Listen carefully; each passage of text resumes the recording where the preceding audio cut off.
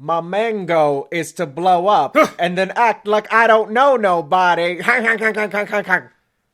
should have been a TikTok video. Have you seen I that? have. I think about it so often. It took me so long to figure out what he was saying. I thought he said my mango is going to blow up. And for the longest time, I thought it was a really weird reference to Donkey Kong 64. Because his coconut gun, it fires in spurts.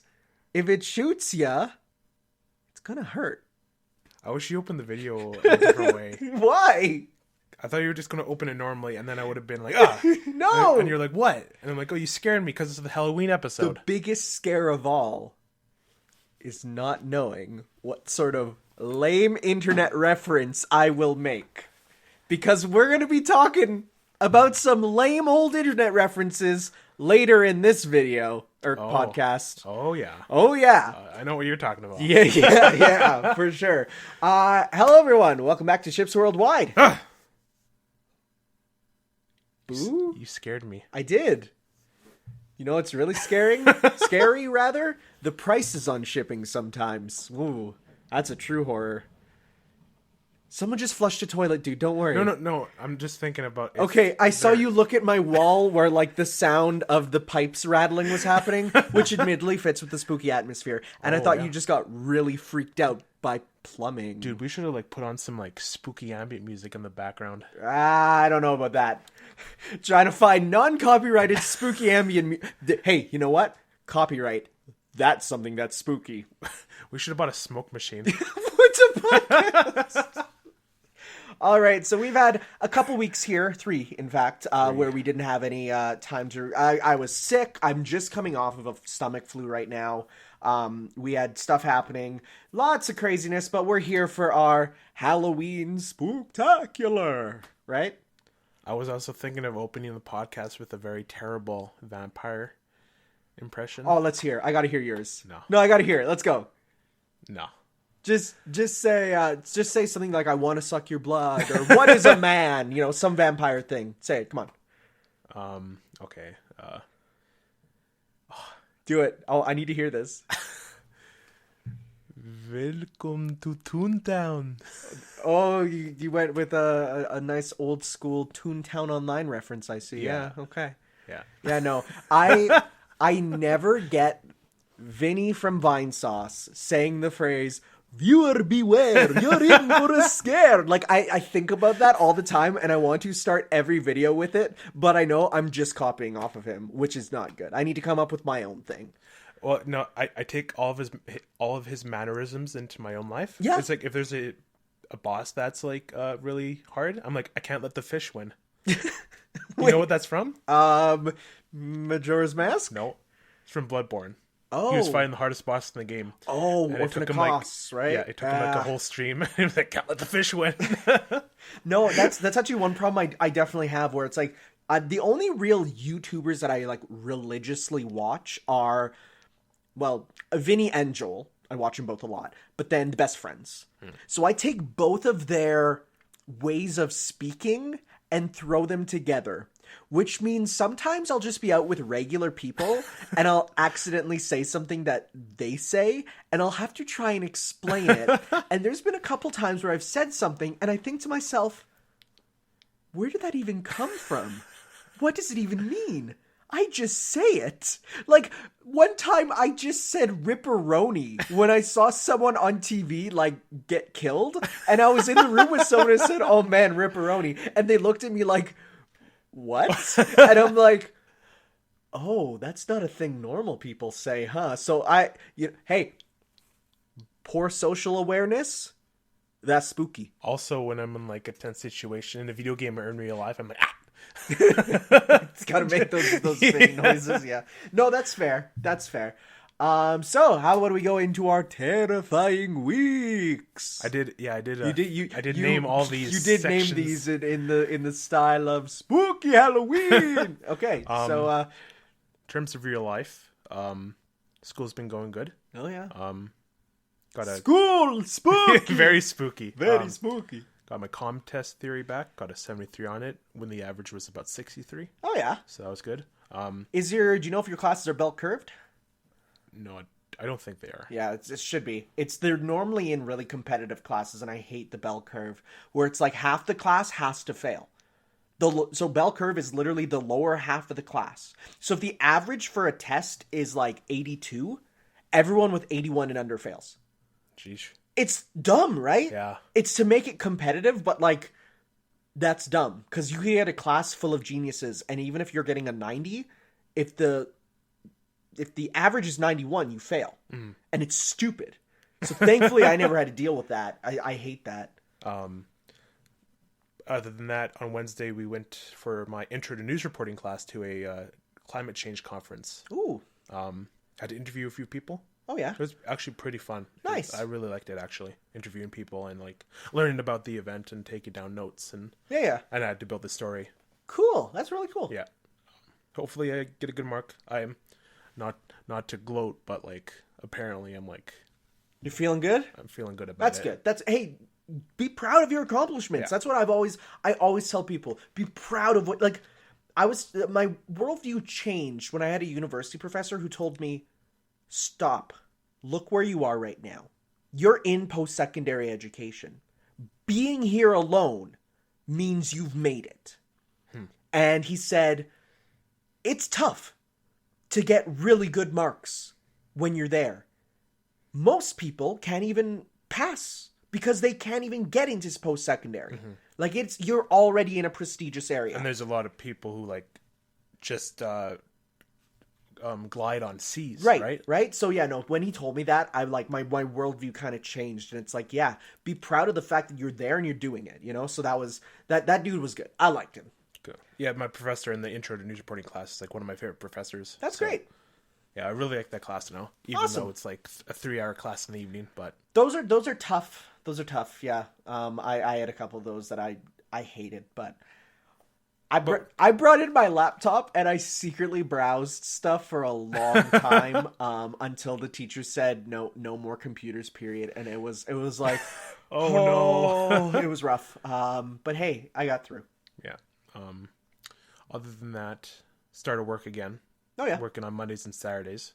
Good to have money in my pocket again. For sure. So I'm running low and I need that money for Spyro, Pokemon, and Smash. Those are like the 3 games I need for the rest of the year. So what about Persona? Oh, Persona. I keep forgetting about that because it's so like wedged in. I know, right? Because I saw someone made a list. It's like, here's all the games coming out between now and the end of the year. And I'm like, oof, that's a couple. Yeah. Okay, video games. Yes. Video games. Been playing Overwatch. Oh, really? Yes. I want to take every single like week we've had and have you say I've been playing Overwatch and just lay them all on top of each other to make one like echoing sound of I've been playing Overwatch. Go ahead though. And then one of them just like, I've been playing Overwatch. Yeah. There's a couple there where it's like I'm done with Overwatch, but for the most part, it's I've been playing Overwatch. The Halloween event was all right. It's again, I think we're on the very cusp of a big blowout of content, but I've got all the skins. I got everything except the Doomfish skin. The Doomfish? Swamp Monster Doomfist. I like to call him Doomfish. I thought you made an error, but you made a funny. Yeah, I made a funny. A scary even. So yeah, it was a pretty fun event. Junkenstein's Junkenstein. Yep. The 2 new heroes, Tracer and Brigitte, I never played as them because they weren't as effective as like McCree or Soldier. Yeah, fair enough. Okay. At all. But yeah, that was pretty fun. Cool.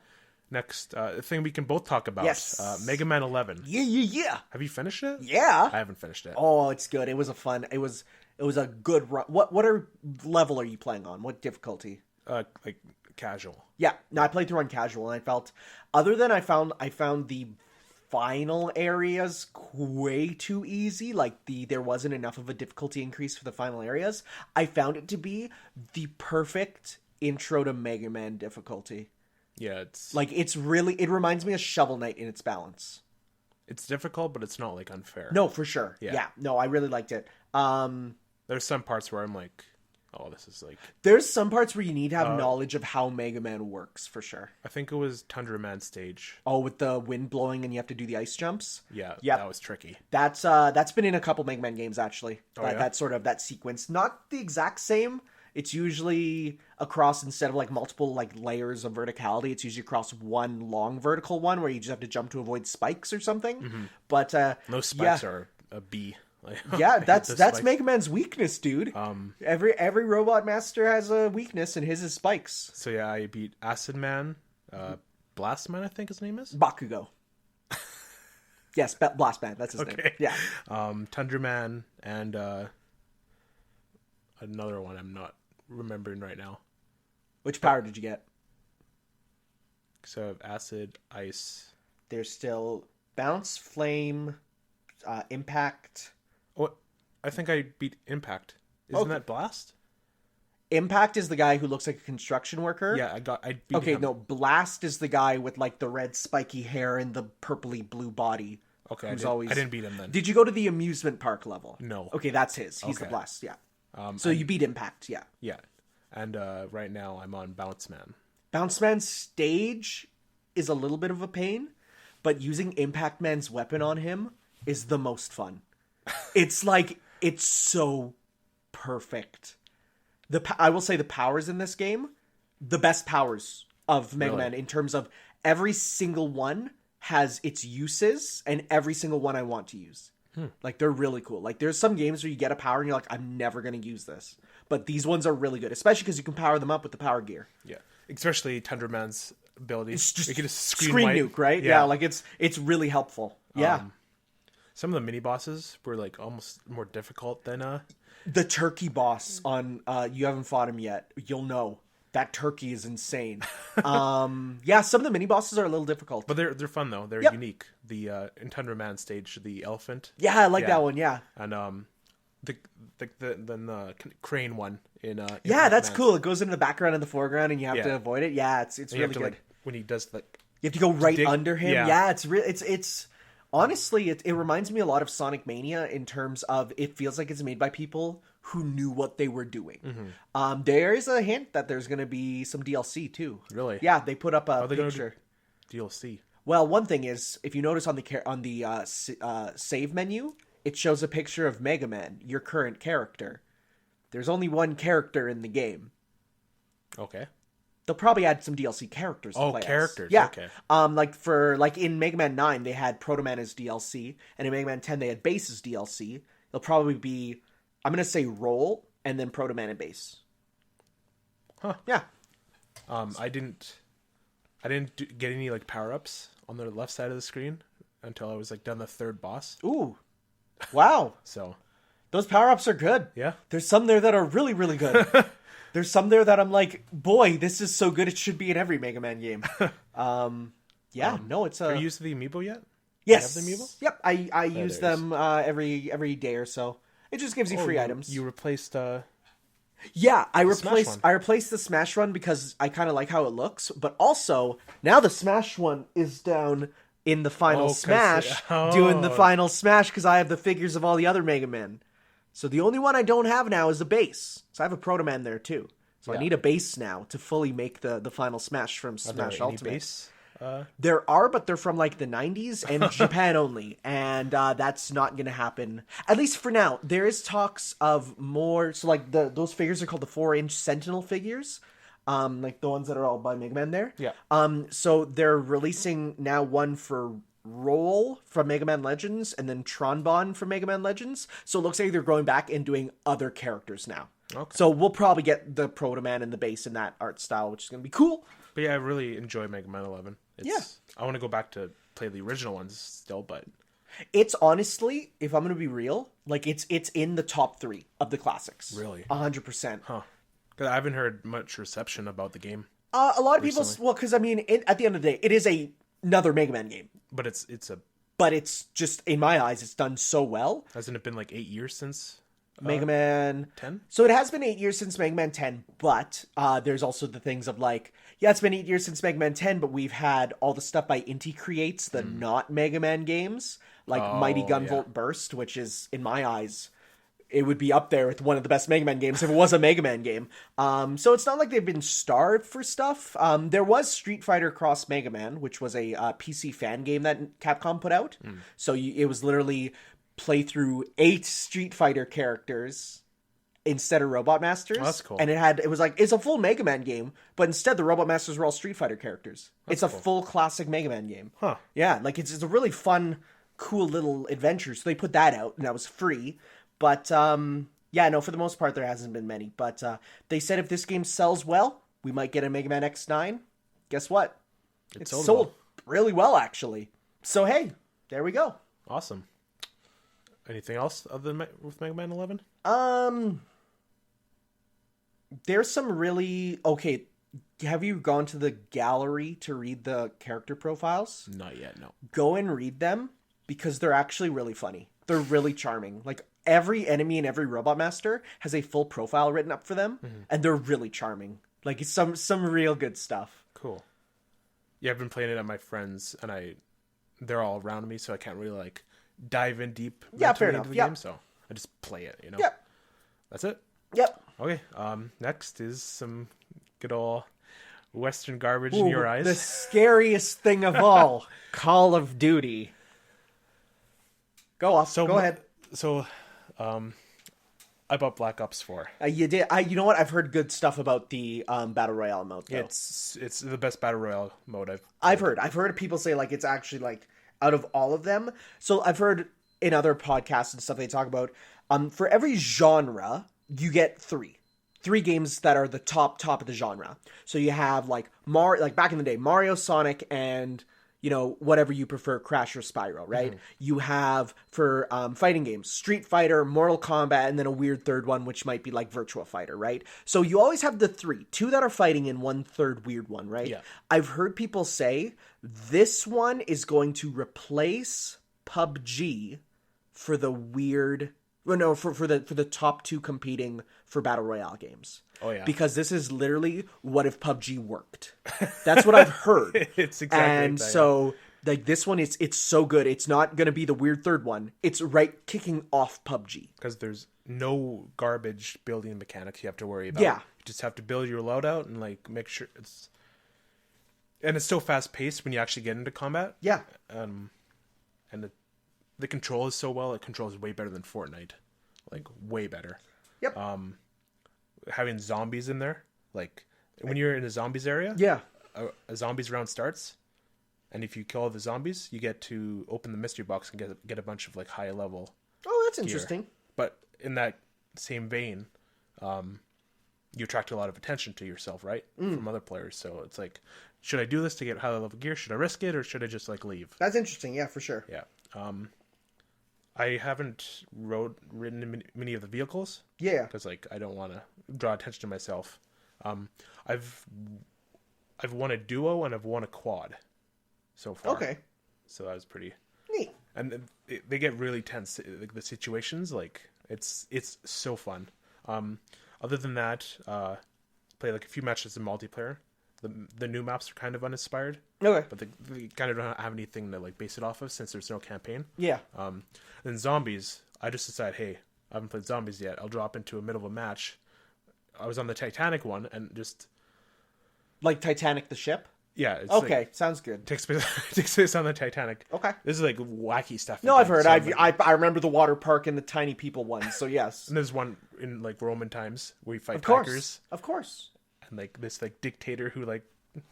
You're in a coliseum full of zombies. It's so crazy. I love Actually, so cool. Why don't they advertise that? But oh man, it is so, like, complicated now. Really? Like the perks, the different guns. Do you have to do pretzel motions? Do you have to do power geysers? No. I'm making fighting game jokes, Adrian. I know. Have the colonel use his focus attack. Absorb a bullet per meter. Sorry. Fighting game humor gets to me when put into non-fighting game scenarios. And then there's portals and all that. Oh, portals. Apparently you get to fight the Kraken at one point in that map. Okay. Yeah. That's dope. The one thing that stood out to me is, like, you know what, how the mystery box looks? Not really. It's like a wooden crate, a wooden rectangle with a question mark on it. Is it spinning? It's traditional, but, like, now it's, like, made up of, like, corpses and, like, what? Like, melted the corpses that open up. It's like a Doom box? Yeah, like, it doesn't open like this. It like a traditional like box would open. It opens like an accordion almost. What the? And it's all like gooey and like gross. Did they like steal an asset from Doom? Did they just like say, "Hey, can we buy your box design you never used?" I don't know. Well, now like weird. Zombies is in 2 timelines now, like the Chaos timeline and the other timeline. Sorry, did you just say the Chaos timeline? Yeah. That's pretty anime, my dude. Which I think is the timeline which the Roman map and this Titanic map is set in. But there's also Blood of the Dead, which is set in like the regular timeline with like the other the characters. As someone who's always associated Call of Duty with people in like brown camo on like a skyscraper dropping claymores and just being like proceed to point C, roger. Like that's what I've always thought of Call of Duty. For you to be talking about this, I feel like I'm like having a fever dream that I've. The third map is set in Alcatraz. Of course. Okay, that's... You know what? I could see that being in a regular Call of Duty game. And then I could see that one. The one where the fourth one where you have to buy the season pass. So I don't have it yet, but it's set in the Pentagon, and you're the president of the United States. Not Donald Trump. Why can't his name's blanking on me hard. Michael Wilson, the president of the United States. Oh, John Kennedy. Why isn't it Michael Wilson? Who's that? From Metal Wolf Chaos. Oh. That game's still coming out. Still coming out. I'm so excited. But other than that, it's really fun. It tided me over until Red Dead, which we'll get to. Okay. But between that, I started but did not finish the Spider-Man DLC. Oh, yeah. Black Cat. It's good. It's Spider-Man. Good to see Black Cat. I've heard it's a bit disappointing. It's all at night. It is, yeah. Yeah. Kind of like it in the day more personally. It kind of makes sense for Black Cat, though. So she does burn up in the sunlight. She is, of course, a vampire. Did I break you? Yeah. I thought of something else, and then you said vampire, and then it kind of clashed in my mind. I'm like, wait, what? It's just like one of those weapon clashes in Soul Calibur where they just come together, and the time slows down, and it's like, which one's gonna win? So, I want to talk about something which is funny, but it's kind of a spoiler. Okay. So I'm not going to say it. Okay. Sounds good. The new stuff, I haven't really... So, like, you know how when you played, there were, like, a bunch of stuff you could do in each sector? Yeah. In this one, it's, like, certain sectors that have stuff in it. Okay. Which I like. It's not, like, I'm going to have to pour, like... I guess having a longer DLC would be nice, but, like, in my life right now, I'm, like, shorter is better right now. No, for sure. So that's what I like. Shorter is better. You say as you bought Red Dead Redemption 2, right? We'll get to that. And then there's a collectibles where you have to collect lost paintings. Paintings. Do you get the one of Cronus eating his children? No, not yet. I know the. You know I the hate one? That picture. Everyone does. It makes me so uncomfortable. Stop distracting me. Sorry. Wait, you have to find lost paintings, and that's you. There's so many distractions around me right Yes, now. Yes, there is. Just throwing my phone in the back. When you collect a lost painting, a police officer you're in contact with talks about like Felicia's father. Okay. And how he was the original Black Hat, and it goes into that kind of story stuff. So that's pretty cool. I like that. But other than that, did he also wear like the revealing like low neckline outfit? Don't think so. Dang. And this design for Black Cat, by the way, I love it's it. Really good. It's really good. I mean, if you just cover the head, it looks like Futaba. It does. Yeah, it does. And if you listen to the voice, it sounds like Futaba because it is. Yeah. Just knowing like the voice actress, like I met her. Yeah. It's like, oh, it's her. It's different, isn't it? And now in what other game? There's another game. Roll in Mega Man. Yeah. Right. Yeah. I'm like, oh, that's her. That kind of stuff. It's cool. Yeah. Yeah, pretty fun. I'll get back to it after, maybe next year probably because of this game, and then everything else coming out. Oh yeah, Smash. It's the last game I'm ever going to have to buy probably. Yeah. Red Dead Redemption 2. Yeehaw! Go ahead. I think this is the open world game I've always wanted. Okay. But you have a grappling hook. What? Do you have a grappling hook though? No, you have a lasso. Dang. See, I don't know. No open world game is complete for me without a grappling hook. This game is so in depth in every sense. It is. I kept using the word insane, and I think I will keep using it because it is insane how detailed this world is. So like your camp is set up on a top of a hill. Yeah. And we going up the hill. I was coming back at night, and you could see the moon shining through the trees, and you could see the shadows, like realistically doing that. One thing that really stood out to me is it was a party. I'm not going to spoil anything, but they were celebrating something. And it felt like a cutscene you had full control over. You could like go over to the campsite where people were singing and sing yourself. Go get drunk off beer. What I did for like 5 minutes is just down a bunch of beer until I got drunk, and then went back and like started singing again. I went to sit with John and Bill from the first game. Right. Of course. Yes, I know them. They're sworn enemies in the first game. Okay. But they're in the same gang, and they're like comrades. So I sat there. They talked for about 5 minutes. Like this felt like a cutscene, like in-depth conversation, and just like seeing. That's actually interesting, yeah. Because normally talking in games is way shorter than in real life because it's a game. You got But yeah, it's interesting. A full like conversation. Yeah, they were drunk and they were like, "Yeah, man, I like you" and all that kind of stuff. But like they actually like. I really like you. I'm starting to discover these feelings. Brokeback Mountain. I was just gonna say. But in the middle of the conversation, Devil May Cry. John's wife just comes in and says like, "What are you doing? Like, why are you drunk again?" And gets mad and then walks off. And then John's like, "Okay, I gotta go get her." And he walks off, and you could go actually over there and like see what they're talking about. Oh, that's interesting. But I got up and went over to the tents, and there were people there saying like, "Oh, I'm not really a party person. I'm gonna chill out here." And then another woman came and was like, "Yeah, I'm pretty smoke some Wild West weed." And another one was like, "Yeah, I'm feeling pretty tired. I think I'm gonna go to bed." Actually, that is the thing. It's peyote, right? Yeah, go ahead. Yeah, but it just stood out so much for me how like interactive everything was. There's some. Sorry, am I going on too long? No, good. I was just making sure we're recording just in case. Yeah, sometimes I click because we keep our recording like in the background while we have our script up. So sometimes I'm just gonna take a look. Go ahead. There's some days where there's a town called Valentine just north of the camp. Funny Valentine. Oh, okay. It's a JoJo reference. Sorry, I'm spicing it up for my Japanese side listeners. I appreciate it. So the town, it's like, you know how Wild West towns are? It's like a long line of buildings on the side. In the middle, it's like... I've been to Wild West towns. Really? Yeah, I've been to recreations of them. Fort Edmonton? No, I went to Tombstone. Oh, really? I've been to Tombstone, I'd love to go there. It's actually really cool. Huh. And then you see cowboys, and you get irrationally angry thinking about the cowboys that are in your family who have the same voting rights as everyone else, despite some of their backwater ideas. Anyways,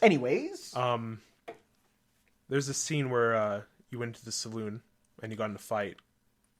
Well, Bill got in a fight, and then you had to like back him up. Yeah. And then a day or two later, I came back into the town, and he's like, "Hey, you're the guy who like started the fight and like fought Tommy," which is like the main.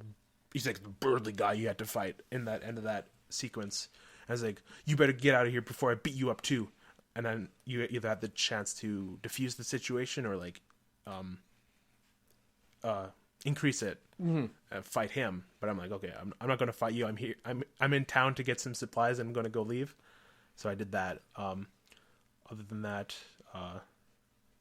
another really cool thing. Add some spice while I think. Cardamom. Paprika. There is some allspice. There's two things I just remembered. Okay, so you can go to the hotel and you can stay the night. You can either bathe. Okay, it's really cool. You can go take a bath and you can scrub like your arm, your leg, your other, or you can upgrade it to like a premium bathe, and a woman comes and bathes for you, but doesn't bathe for you, helps you bathe. Just like one of my Japanese animes. She talks to you about stuff and all that while she's like cleaning you. I was like, okay. And then I went upstairs. Did you call her One-san? What's that? Big sister. No. Anime jokes. And then went upstairs into my room and slept. and then woke up in the morning, and when I was going down the stairs, there was someone coming up, and he like bumped. Yeah. We bumped into each other, and he's like, "What the hell, dude?" And then started fighting me on the stairs, and I'm like, I knocked him out. And then I don't want like an unconscious guy on the stairs here while I'm coming down the stairs, so I picked him up, and I wanted to put him in like the back of the hotel. His body accidentally hit the door and swung open, and there are people there, and there's like witness appeared. I'm like, oh no, never mind. But it was white, which meant it was like suspicious, but like okay.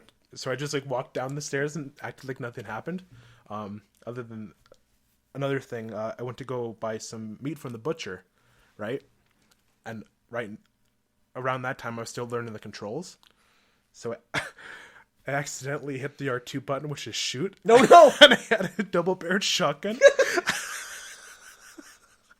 So my guy just takes out the shotgun, shoots him at point blank, and blasts him back. Sorry. Oh no, never mind. Sorry, partner. When I get the meat sweats, my trigger finger gets itchy.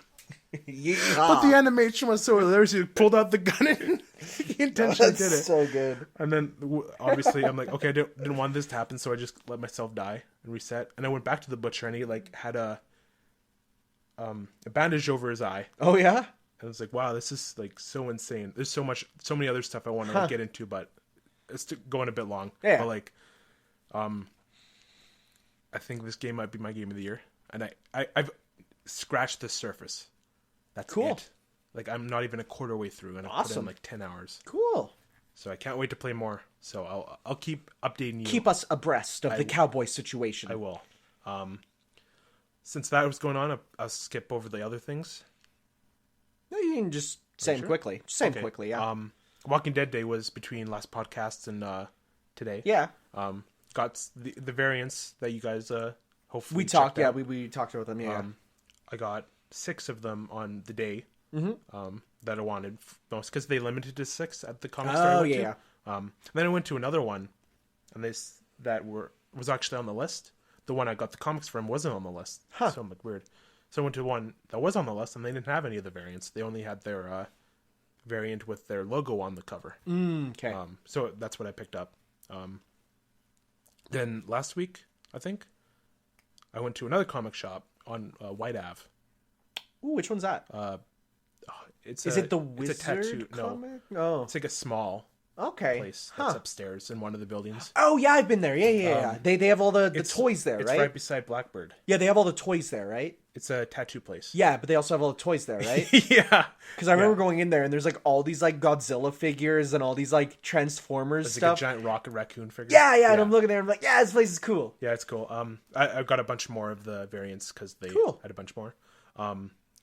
Also, I finally got my Walking Dead compendium box set that I've waited like 3 weeks for. Nice. So excited to reread the comics through that. Other than that, I think that's it. Okay. Yep. Sounds good. So, I talked about Mega Man 11. That was one of the games that I played through. There's been a couple games that came out just in the last couple of weeks here that I've been starting up. I haven't been putting too many hours into a lot of them. What are you looking for? What's wrong? Soul Calibur. I do. Yeah. We'll talk about that after. The first game I got of this little period, I got the Fist of the North Star Lost Paradise, otherwise known as Fist of the Yakuza, because it's literally a Yakuza game with just a Fist of the North Star like skin over it.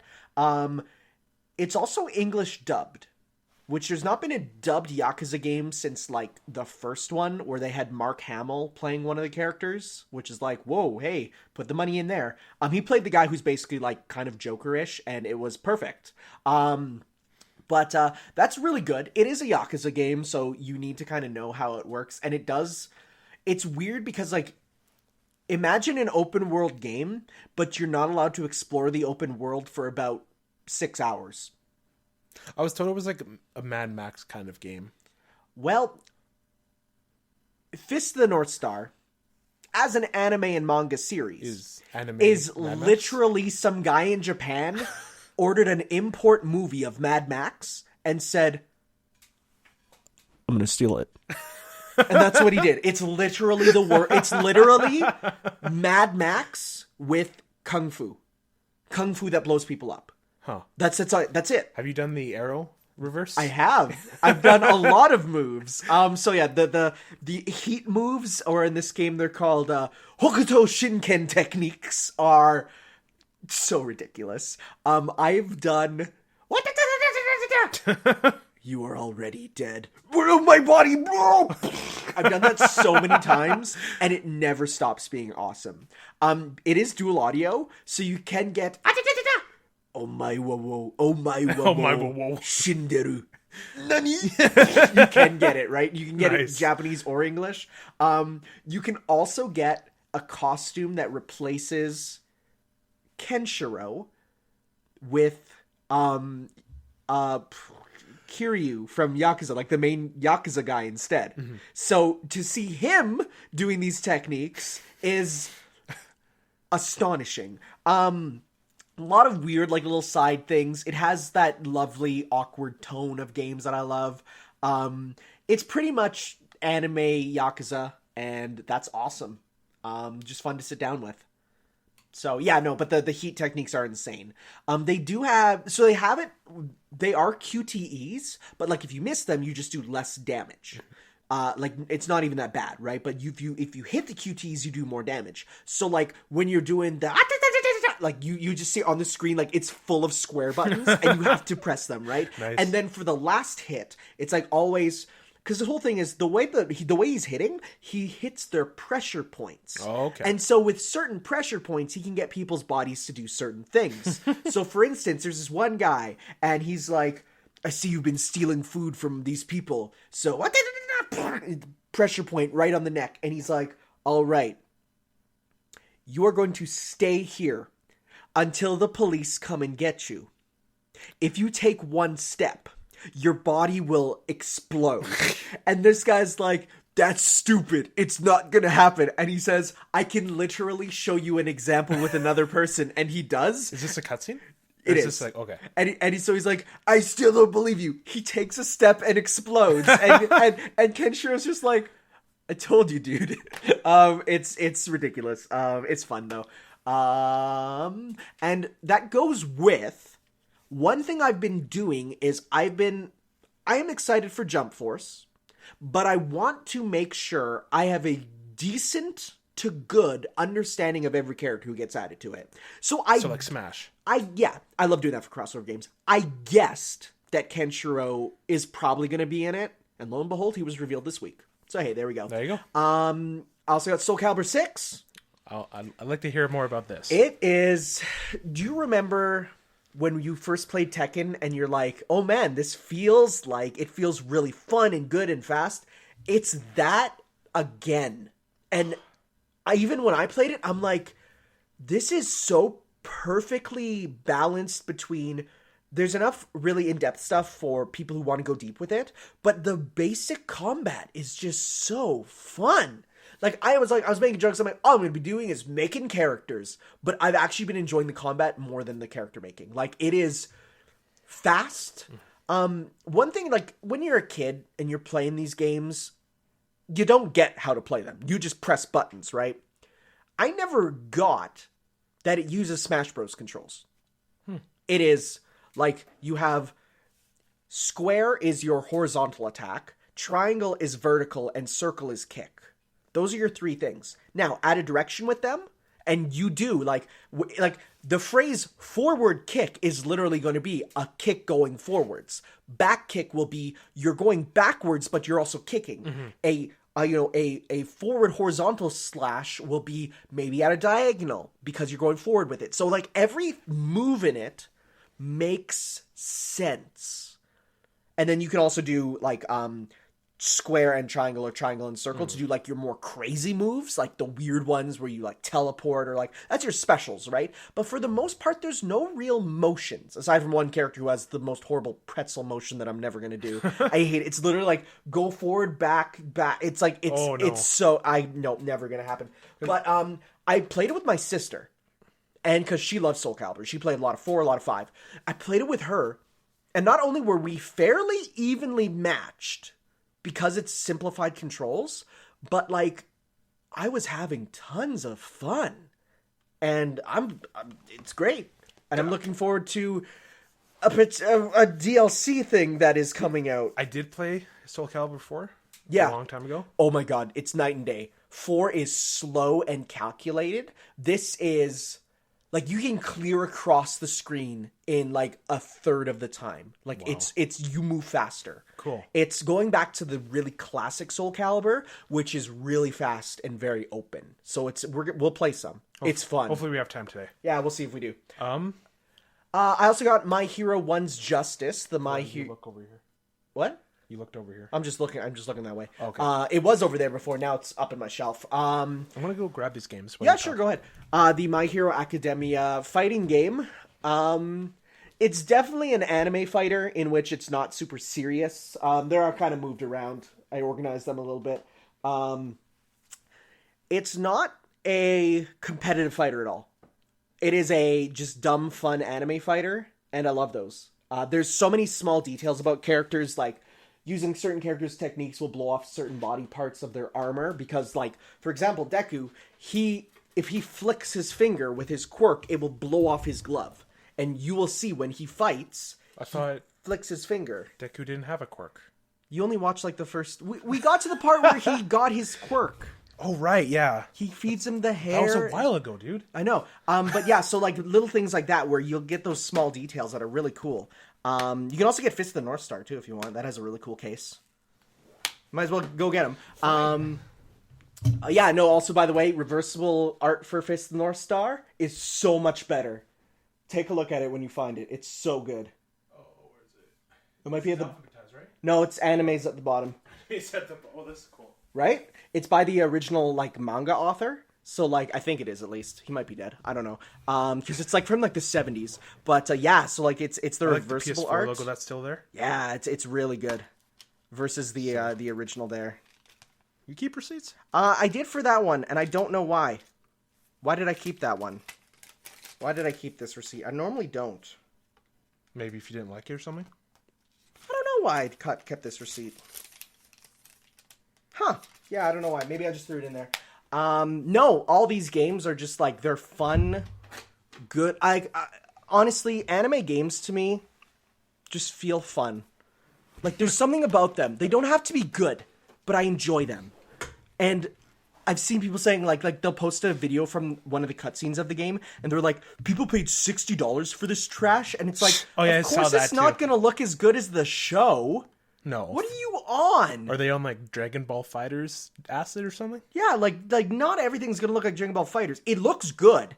The game, when it does the thing where if you pause it, it looks almost 2D at times. But, like, no, it's not going to ever be as good as Fighter Z. Like, that game is next level for sure. So, but which one's your favorite out of the three you've played so far?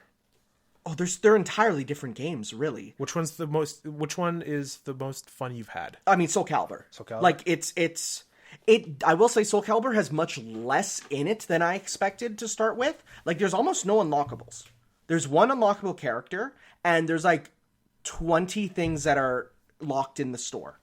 So, like, there's not a lot to unlock, which is good for competitive fighters, because then they have everything right from the start. But it is a bit of a shame where I'm used to, like, unlocking items and stuff, but, oh well. I'm seeing 2 story modes here. What's that all about? There's a canon story mode, where you play through as each of the characters that is in, like, the, like, every character has, like, their story. This is Soul Calibur, by the way. Yeah, we're talking about Soul Calibur. Every character has, like, there's one large story that goes through, like, what the story of Soul Calibur 1 is. Because this is a remake of Soul Calibur 1, timeline-wise. It's going back to the start. But then every character has their own, like, little story, saying, like, what they were up to at that time, including Geralt. I was going to ask about him. He's cool. Did you play him? He's cool. Yeah. Oh, yeah, no, he works really well. He plays like he does kind of in his game. He uses magic. He also can, like, roll and stuff. So it's interesting. He's quite different. Cool. Another cool thing, other characters can use his moveset. Really? Yep. And you can make custom characters with his moveset. Yeah. Normally, custom characters, you can't use the guest characters. But between Geralt and, as well as the new guest character that's coming, you can use their movesets with custom characters, which is cool. But then the other thing is, your created characters, they can go through a story mode that's more like an RPG. With leveling up stats and moving around on a map and all that stuff. The only problem is there's no important unlockables from it.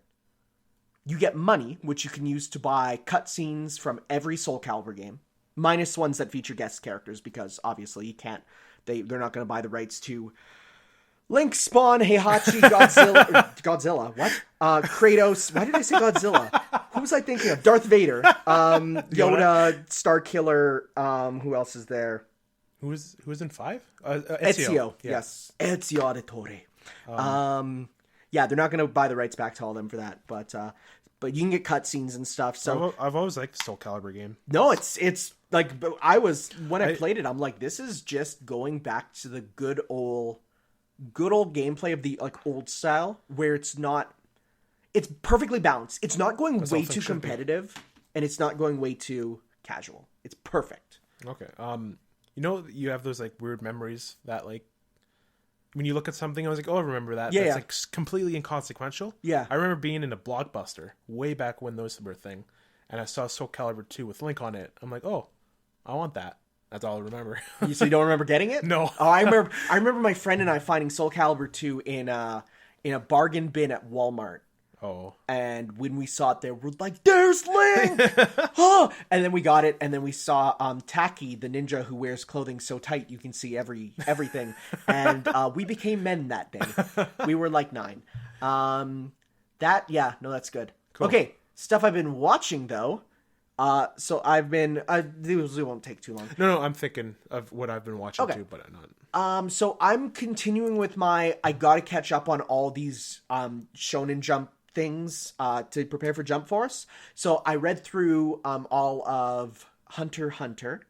So, and then I said, okay, what's next? What's the next thing I don't know? Okay, new character was announced.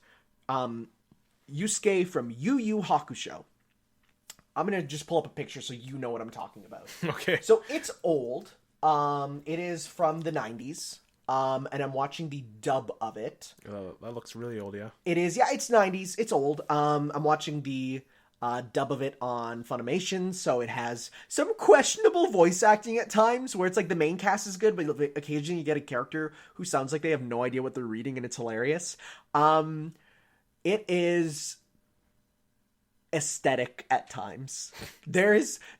I showed you the picture of did you see my tweet? I love Negan from The Walking Dead. I don't remember that, no. Okay, well, there just at times there's just small things about it that I'm just like, this show. Cool. Oh yeah, that's my friend. He made that. He made Goblin Slayer art in the style of Doom. Go look up Black Book Alpha on Twitter. Let's see here, Tanner LP or Negan. Let's see here, where is it? Right there, like, like just. This character with like bright blue ponytail hair, but she's wearing like a red leather jacket and red pants, like and she's got a baseball bat, and she's literally hitting zombies with it. Huh. And it's just there's times where the show just delves into, I love everything about this territory. It is, so this was by the guy who made Hunter x Hunter, but like this is what he did before. There's stuff that goes stolen into Hunter x Hunter later. Like, I'll see something like, that is literally, you reuse that exact idea. It's hilarious. I've had friends who like love and stand by this show.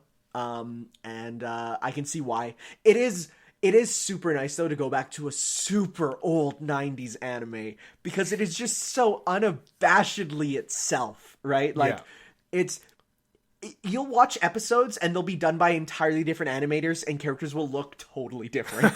It's really good. I'm enjoying it. I'm like 25 episodes in. I usually watch an episode each evening there. How long is it? Probably 100 something episodes. Oh man. I'm not going to watch it all. All I want to do is I want to get a good amount to know up to, let's see here. There are, let's see here. 4 seasons. 4 seasons, that's not too bad. So 112. Okay. So yeah, I want to get, I think, at least to halfway through the Dark Tournament saga, because that's about where he takes place in Jump Force. Because that's where you have, there's only 2 characters for it in Jump Force. Yusuke, the main character, and a villain who I've never even seen yet, or never even heard about yet. So I want to know about who that villain is, and then I'll be like, then I think I'll be good, because the next one is they released another character with Kenshiro, and so like they showed off his series called City Hunter, and that's that's like an 80s one. So I'm like, okay, I gotta see that next to know what he's about. But I've been enjoying it. I'm probably gonna use the opening song from it for the start of this podcast, because it is just so... No, we gotta do Halloween music for... It's about ghosts! Okay. Yes. And then we'll do spooky Halloween music later. We got some good ones. Okay. And then I've been watching another show. Quad S Gridman. That's a good name. It's not what it's called. Oh. It is called SSSS Gridman. I want you to take a guess what the S's stand for. I will give them to you one at a time every time you get it wrong. Okay. Go ahead. Super? Close. The first one is superhuman. Oh, okay. Statue. Samurai. Close. Superhuman Samurai. Striker? Ooh, you're close. No, you're gonna get mad at this one. Cyber. What? Cyber with an S. Strikers. Superhuman Samurai Cyber Squad. Why is it S for cyber? Okay, so I need to explain, because it's the wildest ride ever. Explaining the concept of this show. So there was an old Japanese show called Gridman. And it's basically, like Power Rangers, they have guys in suits. Imagine that instead it's like Godzilla size. It's a Godzilla size Power Ranger. So you have people in suits, but they're fighting giant monsters. The city looks small because they have little models of the city, right? Yeah. It was an old live action Japanese show. It got brought over to America as Superhuman Samurai Cyber Squad. Because, like Power Rangers, they took the fight scenes from it and then added in scenes around it of American kids being like, we're the Superhuman Samurai Cyber Squad. And then they dubbed it over, because that's what they do. It was a live action show. It was like not known. There's a bunch of like, it was called a Power Rangers ripoff, even though it wasn't really a ripoff. It was kind of like a similar thing trying to go for. There was a lot at that time trying to rip off Power Rangers. So that was in America, right? Now this is years later. This is like 25 years later. Okay. Animation studio Trigger, who is like my favorite anime studio ever. They did Kill la Kill. They did, they're doing the opening to Indivisible. Like they're really good. They announced, okay, we're going to do an anime version of the Gridman show. So, okay, it's going to be based on the Japanese show, right? Mm-hmm. No. They're doing an anime based on the North American adaptation called the Superhuman Samurai Cyber Squad. But that's not where the wild ride ends. Oh no. Trigger's wild ride never ends. They're one of those companies that's almost like Kojima, where every single thing they do is wrapped in mysteries and enigmas. Yeah. So for instance, inexplicably, it takes place in a universe where the inspiration for Gridman, called Ultraman, which is another entire series, exists. And people talk about it. So when people see Gridman, they're like, that's like an Ultraman. So you're already on the level of, okay, they know about the shows that exist that were this show. That's level 1. Level 2, people did a bit of digging, just a little bit of digging around, and they noticed that every single character in the show, every single one, every human, is a humanized version of Transformers robots. So as in, they took, like when you take like a robot or something and then they turn it into like a cute anime character, but it's like a human. Yeah. Every single character in the show is a humanized Transformer in design. At first, people were like, you're stretching it. But then people were like, they started discovering, oh wait, this character is based on like a Comic-Con exclusive recolor of Optimus Prime, and everything lines up. That's insane. It's like, so people are freaking out, going like, Trigger, what are you doing? But then we get a recent episode where these characters come in and they say they're from Neon Genesis Junior High. Neon Genesis Evangelion, one of the premier mecha anime. So, not done by them, but they're just... So there's a weird thing going on where it's like, is this the ultimate mecha thing where they're just taking everything from across the world and putting it together. It's an insane ride. I mean, the show itself is also really hype. It uses CG for like the giant robot monster battles. Can you look it up? Yeah, for sure. See what it looks like. It's a dope show. And because Trigger, their animation is outstanding. So yeah, that's let's see here. So that's Gridman. He's the giant robot. There's like the giant monsters that they fight, but it's how do I even describe? So, okay, let's see if I can find the Transformers things, because it's the most insane. Transformers references. It's people like people have been going nuts over God. How. Yeah, like here's one. The main character is based on Hot Rod. Look at his shoes. Look at the shape of his head. Look at the backpack. That's insane. Like, there's some... And there's one character they couldn't figure out. They're like, what is going on? And then they're like, oh, she's not a Transformer. She's a GoBot. One of the Transformers ripoffs from the 80s. Let's see if I can find a bunch. So, okay. So, like, look at some of this. You have the other character here we're looking at. So, like, these are not, like, mainline Transformers. Yeah. These are side ones. Look, that's the symbol, but with a slash through it. And he has a yellow backpack to represent the Minicon that he had. And then he even uses the same binoculars that the Minicon transforms into. Like, it's starting to get... People are freaking out, going like where Shockwave here. Shockwave, and so this girl's based on Shockwave. She has the cat Panther. On her. She's like it's even like her. She wears a surgical mask. It looks like Shockwave's mask. Like it's people are freaking out, going like, what is happening here? Why is everyone based on Transformers? And so there's the GoBot like. One. You get all these like weird, and some of them are like Transformers, some of them are GoBots, and some of them are like we're getting into like really obscure ones, right? Like they're all obscure. So that's the thing. What are people saying? People are freaking out, going, well, here's the thing. Trigger is a company that you could almost argue are weeaboos for Western culture. Like, it sounds like a cult. No, because it's like in Kill la Kill. You just, like, there's a scene of a student at a desk, and he has just, like, Iron Man, the Hulk, and Spider-Man action figures just on his desk. Isn't just that, like... chilling with them. Like 90s ones. Shouldn't they get, like, I don't know, sued for that? They don't. Japanese copyright laws are very different. Oh, okay. You have to be very explicit with it. Like, you have to explicitly say... Like, people in anime will just say the name of another thing, but bleep out, like, one of the vowels, and it's fine. They're huge Western media fans, and they'll just put in references to Western things. Like, the... Gravity Falls, the Disney cartoon. They put in the characters from Gravity Falls into one of their shows just in the background.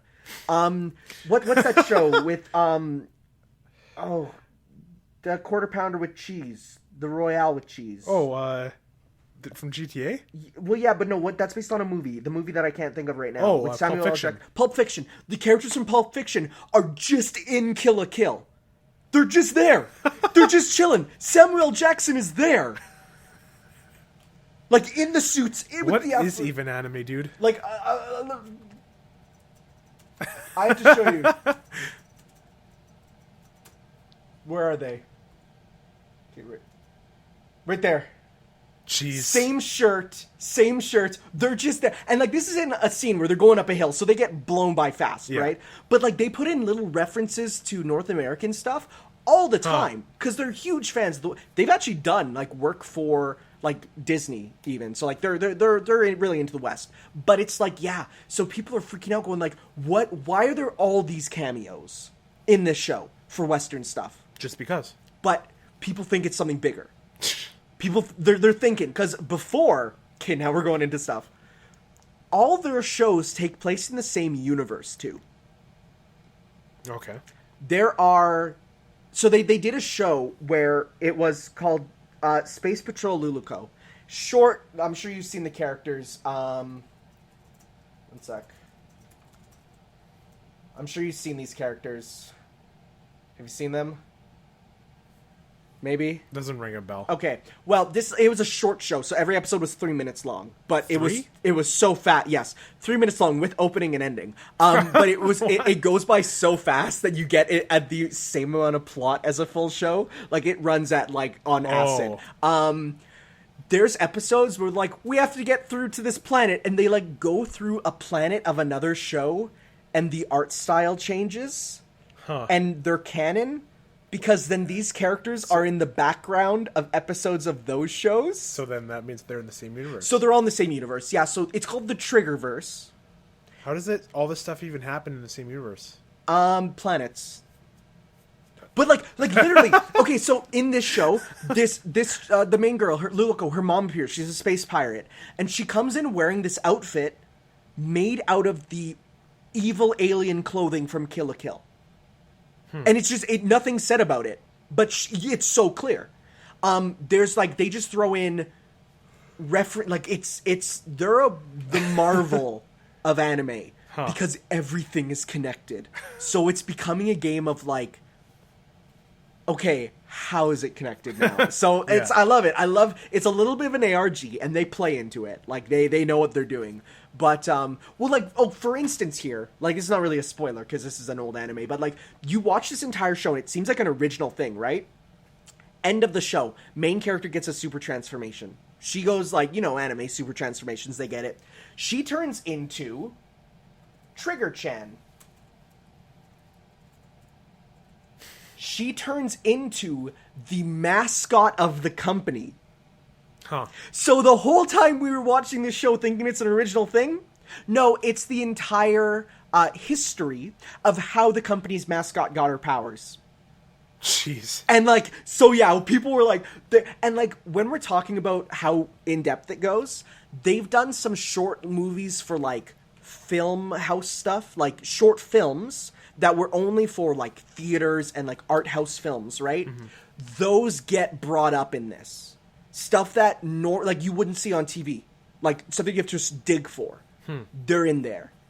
I love anime. Well, specifically Trigger. They're my favorite. They're my favorite studio because they go so in-depth. Their trademark style is that they put the budget where it needs to go. If characters are talking, their mouths probably won't move. They'll probably just be, like, shifting from pose to another. But then when you get to the action scenes, that's where all the keyframes go. And I love it. They put it where it needs to go. But, okay. That's enough anime. Oh, yeah, go ahead. For me. So, just want to cover quickly. Been watching more Walking Dead. Season's been going good. It feels like classic Walking Dead again. Yeah, I've heard that. Stuff is like, there's tension. In episode 2, there was a murder, and like there's this tension between the saviors and the survivors. Okay. Because they're all working together, but it's on kind of iffy ground because like they just had a war with each other in the previous year. But like one of them got killed, and it was like, who did it? He was like, how who's going to disappear now? Like all that kind of stuff. And it's like that mystery, and like Rick and Carol, they're walking through the woods, and they're it's dark, it's quiet, it's like, and then they get ambushed by like a bunch of two saviors, and then you have to like, it's just, the story is just so good again. Nice. I mean, couldn't go much worse than All Out War, really. Oh yeah.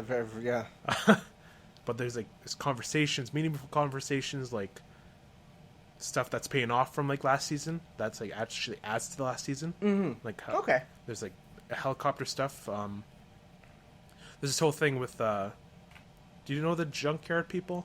Yes, I saw it when we watched it there. Well, Jadis, who's now Anne. Okay, sure. She's Does she still speak weird? No, she's normal now. Good. I didn't like that. She went back to the junkyard and radioed in to someone. Yeah. And like this whole thing about a helicopter and like this other community that's like not spoken of. Oh yeah. And she's like, I think she used this thing to like get supplies. She traded people for supplies. Okay. And this whole thing about an A or a B person. Okay. I still don't know what that is all about. With the Whispers coming up, there's characters called Alpha and Beta. Yeah, I was gonna say, like, you talked about an Alpha and a Beta, so it might be. They might be changing the names to A and B because that's a little confusing for the average TV watcher. Greek letters? Oh. I think it's like... No, what is this? Kingdom Hearts? I think it's not related because I think it's like an A is like a leader. Okay. Or a fighter, and B is more of like a civilian type thing. Okay. And it's like if you trade an A, you get more supplies. If you trade a B, you get less supplies. Fair enough. Okay. So yeah, it's... next week's episode is Rick's last episode. Oh, yeah, which I'm not looking forward to. It's going to destroy me because he's my favorite character, right? Yeah. Seeing him go sucks, but I want to see how he goes and like how the story revolves around that and like all that kind of stuff. Okay. Where are we at? We are at about an hour. Do you want to take a break or do you want to... Yeah, we can take a break now. We don't have much news, so we can do the news pretty quickly there, and then we'll go into our letter or exchange, then our letters. Yes. All right, sounds good. And then Smash at the very... Okay. Oh yes, by the right. way, yes. We're keeping Smash for the end because leaks, potential big leaks, which we'll talk about. So we'll see you all. Another Smash stuff. So yeah, for sure. We'll talk about it all at the very end. So we'll see you all after the music break. Bye.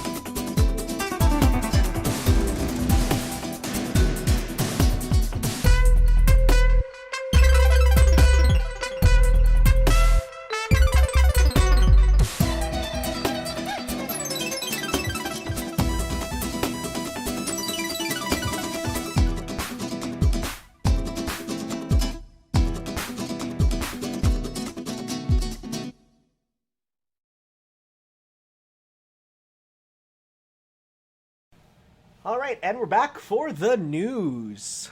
Not just the news, Tanner. Well, yeah? Scroll Oh, up. yeah, sorry.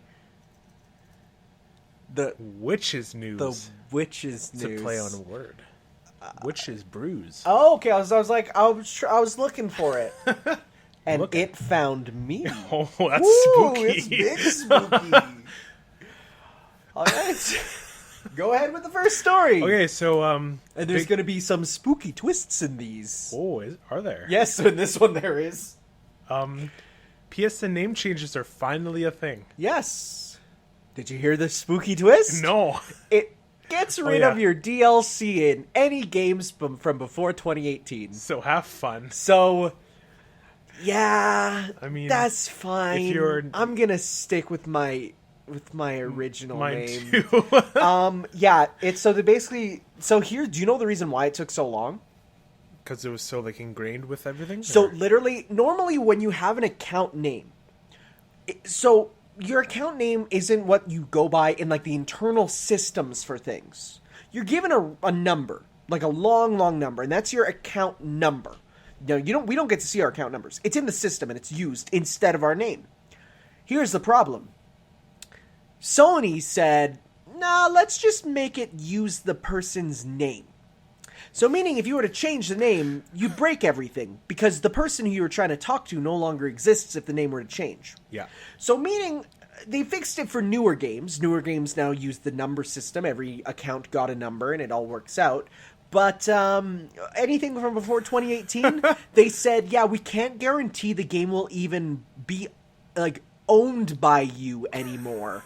So big yikes. Unless your like username's really like cringy or you know what? embarrassing. I would like I'd say unless you don't have anything from before the PS4, like if you don't have a PS3 or you don't have anything old or you don't have much bought digitally, then yeah, go ahead and change it. You'll be fine. But if you're like me, who's had it since the PS3 and has a lot of stuff purchased on there, even if my name was like XXX Sephiroth Naruto 1995, I would still keep it to 69. Keep my stuff. 69 XXX underscore Pornhub. I don't know. You know, like, I would still keep it because it's not worth it to lose everything. Yeah. So, until there's a word back from people saying it's actually fine, yeah, no.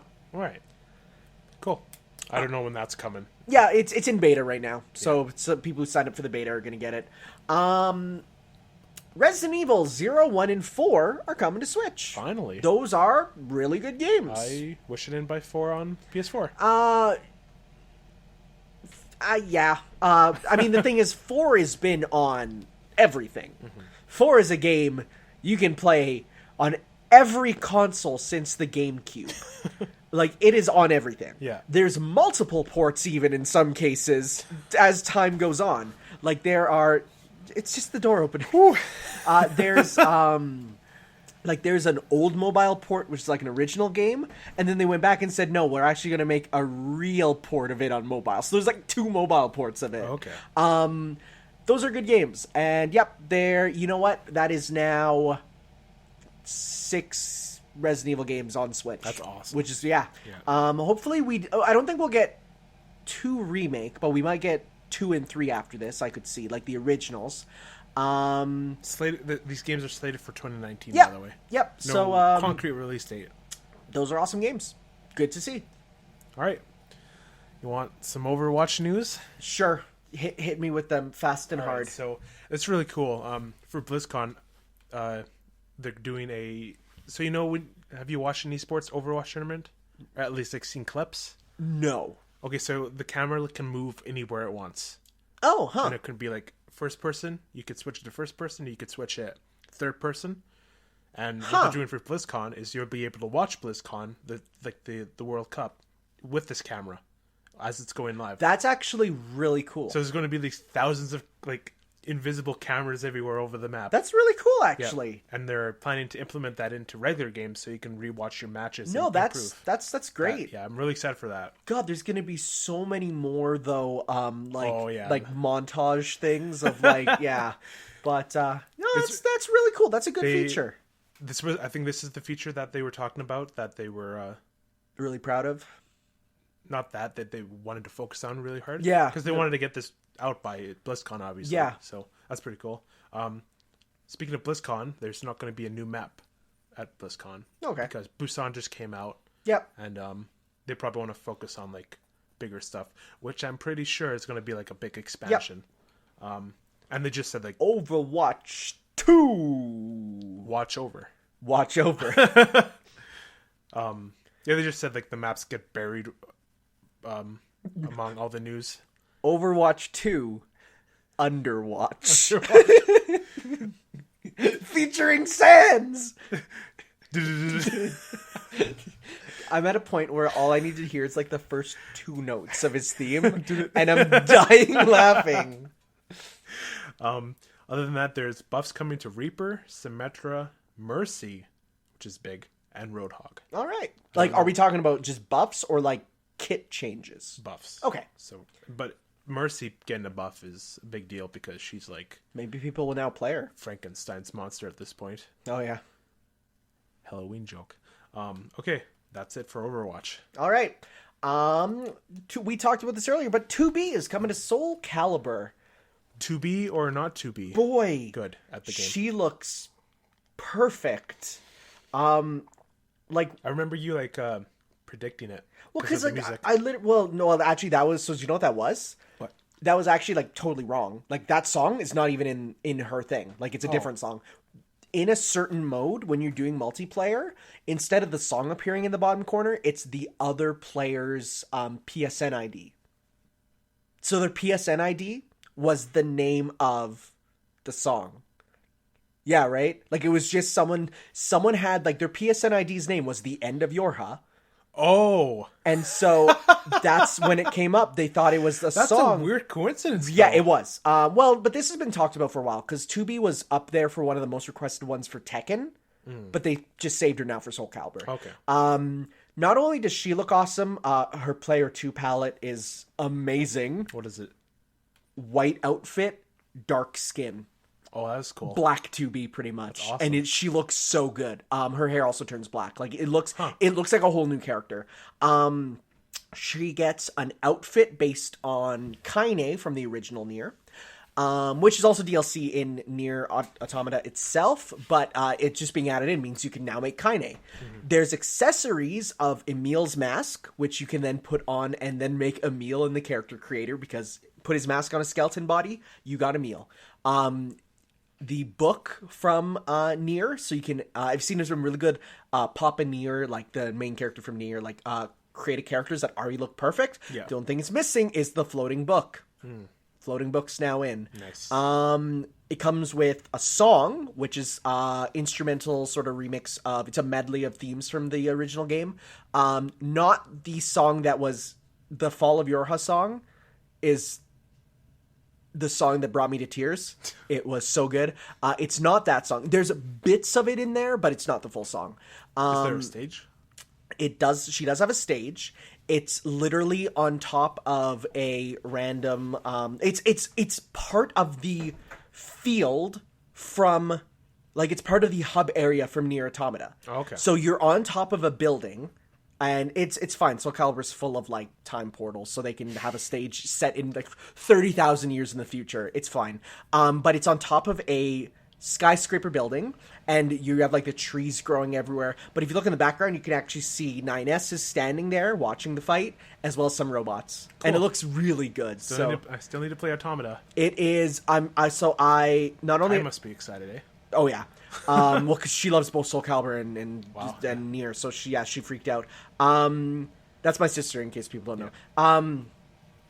What was I going to say? Oh, yeah, so not only have I beat it, but I've been watching a Let's Play of Wooly from the Best Friends. He's playing it, and he's right by the... Like, he's getting to the true ending, and, like, even re-watching it, I'm, like, getting the feelings, and I'm, like...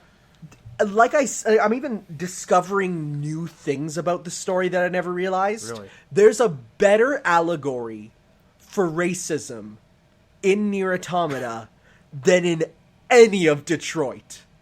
Wow. Like, I was shocked because I'm like, it was subtle. It was nuanced. It was a thing that when you think about it, you go, oh, that's interesting.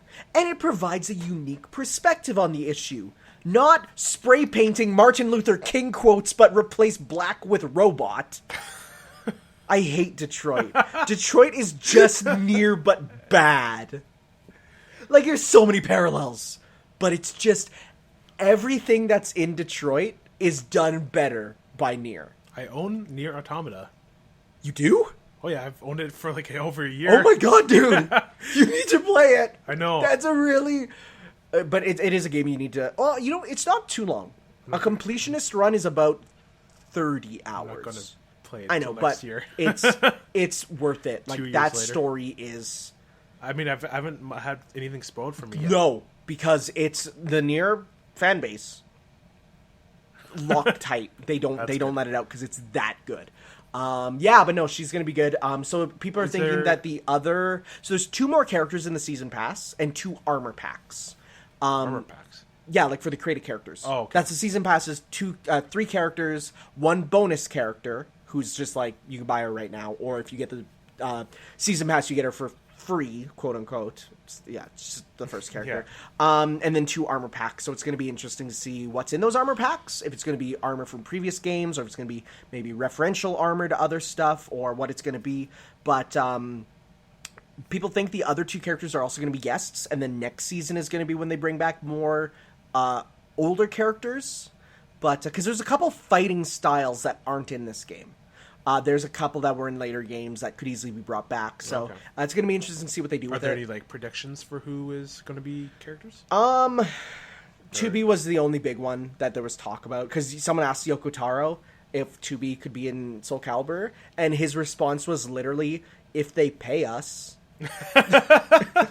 And so, so he was honest about that. So I posted Twitter as like both Western and Japanese RPGs are represented, the best ones of the generation. Yeah, so you can finally you can recreate Nier beating out Witcher 3 as the best game ever.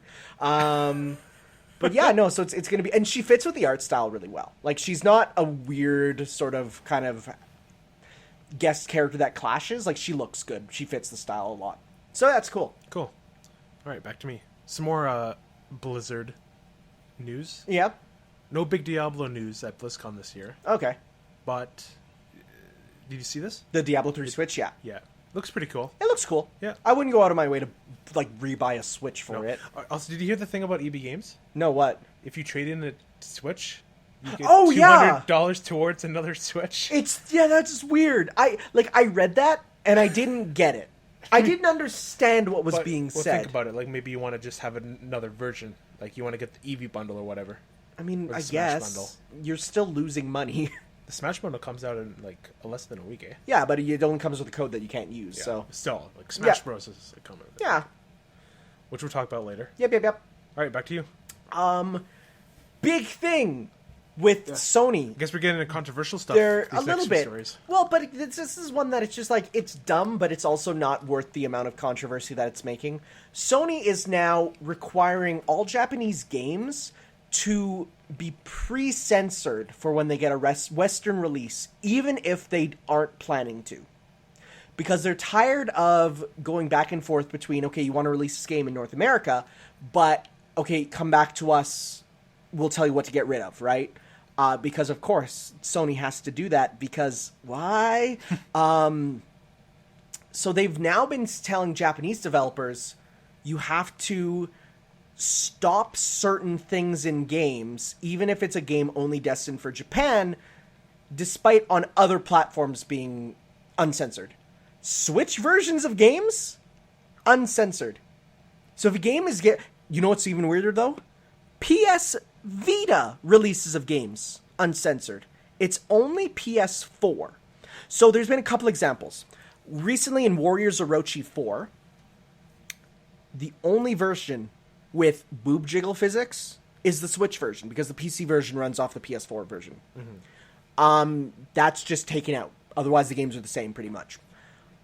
There's a couple of visual novels that have been completely blurred out for what the girls are wearing. Like, there'll be a dumb scene of a girl with her skirt flipping up, right? Yeah. Huge, like, white line blocking the whole thing. Oh my God. Which makes it look worse, because it makes it look like she's naked. Not just her panties flying up. PS Vita, Switch versions, uncensored. PS4, blurred out. So there's this thing going on, and Japanese developers are like, what's going on? Now, none of these are, in my eyes, deal breakers. Mm-hmm. It's one dumb... It's not like the South Park, The Stick of Truth, where they cut out an entire, 4-hour section of the game. Yeah. It's not like that. It's instead, pictures, and at most, there was a mode removed from Senran Kagura. It was the mode where you grope the girls. Okay. That understandable. That mode is the worst part of the game. Yeah. Like, the gameplay of that game is great, but that mode is literally just there for pervs, right? Like, it's horrible. I don't like it. Mm-hmm. They even, like, berate you as you do it. I don't like it. But, like, should this be happening? I don't think so. But is it worth I've seen, like, I'm never giving Sony $1 of my money again because I can't see this underage girl's panties. And it's like, sir, don't. Just don't. That's the face you made. It's dumb, but it's also not worth the controversy in my eyes. That said, yeah, you got PC, you got Switch. If you really want them, play them on other versions. It's as simple as that. There's a solution. But typical internet overblowing proportions here. Yeah. I'm actually becoming so tired of the internet at times. You know, me too. Recently, like, I've recently just been recently, Liam Robertson, Dr. Cupcakes on Twitter, he recently put out a podcast where he talked about the Smash banner leak, right? And he had to not only, like, he had to lock his Twitter, and he just said, I'm so done with you nerds. Because all they do is argue. And even when he was giving his opinions on whether he believes it's right or not, there's all these people just arguing against him, always. And he's just like, I'm tired. I'm not reporting on Smash again. You guys are the worst. And that's how I feel. Like, I'll just tweet something innocuous, and someone will just be like yelling at me, and I'm just like, I'm so tired of nerds on the internet. I haven't been, like, attacked like you and Liam have, but just seeing, like, the stuff I like being, like, berated and, like, just shot down, like. Yeah, even if it's not attacking you or the stuff. The amount of negativity on the internet is just so, like, so exhausting, tiring. And so, yeah, no, I wish I could just shut off Twitter for, like, a month, but I know I can't. I've been slowing down my Twitter. Like, I mean, I can't use it at work, right? Yeah. So, like, I only use it on break, really. So I flip through quickly on work, and I mean, it's I don't think about it as much, which is nice, but it's like, yeah, it's like you get tired of it. You just get tired of the negativity. That's why I'm getting to a point, and this sucks because people get mad at me because then, of course, they use their alt accounts to yell at me. If someone's in my mentions and they're being overly aggressive or being just mean, I'm gonna block them. Like, I'm not giving you a second chance. If your first interaction with me is to swear at me and berate me because I said Super Monkey Ball is a fun game, like, really? What about you are sad gamer? Play big play big games for the big views or something. Yeah. But I didn't block him because I laughed at that. I looked at the comment and it was, like, edited. Yeah, so I don't know what he edited. Like, honestly, I'm at a point where I've just been starting to, like, I'm like, I want to make a place where I can go and just not worry about people who are jerks. It's like we don't want everything to, like. I know there's faults and stuff. Oh, no, for sure. But at the same time, I don't like. You can address faults in a way that you're not a jerk. Yes. And that's the big thing. So, yeah, no, I've just been blocking jerks. And I'll just, some days, I'll just literally, like, if I have a tweet that's blowing up and I see people in there just, like just being mean, I'm going to block them. I'm just like, I don't have the time for that. Because I know they're going to be there again. And they're going to be the same. Because a lot of the time, it's just nerds trying to be funny. And you gotta put them in their place and let them know being a jerk is not funny. If people were like, I like this, but at the same time this can be worked on, that'd be much better. Yeah. Instead of just like, oh, I hate this. Yeah, and people this hyperbolize it to being like the worst thing ever. And it's like, shut up. You're okay. Anyways. Speaking of things that suck, hey. You wanted to talk about this. Yes. Rockstar work conditions. Yes. So there's been a lot of talk about the crunch period at Rockstar. 8,200 hours a week. I've heard 100 hours per person per week. Yeah. So a lot, right? During crunch time, which people have pretty much come out and said, like, you know, all these people, like these higher ups are saying, oh, that was optional. They were doing that because they love it. And it's like, as someone who has worked in a video game office, crunch time is as optional as paying your taxes. if you don't do it, yeah, you're not going to die on the spot, but you're going to lose stuff. House, job, all that stuff. So there's been stories about, like, literally there's been a line, and it's like, if you don't get it over this many hours, you're fired. Yeah. Or, you know, and mind you, I've worked crunch, and it was mandatory for us. Like, we asked, and we're like, is this mandatory? And they say, and what we were just told was, it's mandatory in the way that we can't tell you you have to be here, but it goes on the review, and you're likely to get fired if you don't. Now, they did make the work environment better for us. They fed us. They gave us, and like, I only worked, like, normally I'd work till 5. Instead, we worked till 8. So a bit more. And mind you, I was a QA tester, so it was different. I wasn't a programmer, mind you. But it was definitely like, they made it at least comfy for us. Okay. And it was time and a half. So you got time and a half pay. But it was still quite a bit of work. We did not get anywhere close to 100 hours with that. I got maybe at most 55. Wow. More in a week than 40, which is the normal, right? But it's like, no. To get 100 hours, if you do the math, you are at work more than you are asleep. Wow. Like, that leaves you, because let's see here. So we have 24 times 7 to give us how many hours are there? There's 168 hours in the week. If they were working 100 hours, that is 68 hours. So that means if they have 68 hours and we divide that by 7 days, they get a little over like 9.5 hours for sleep for the whole week.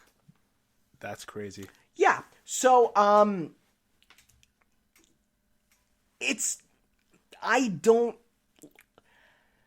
so here's the thing, and I need people to realize this, because you're really loving Red Dead, right? Yeah.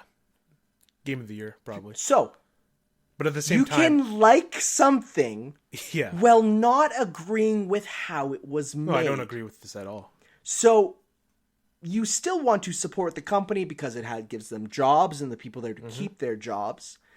But you don't have to agree with that. So, for instance, when I'm talking about these work conditions on Twitter, people coming in saying, but the game's so good, you're just a hater.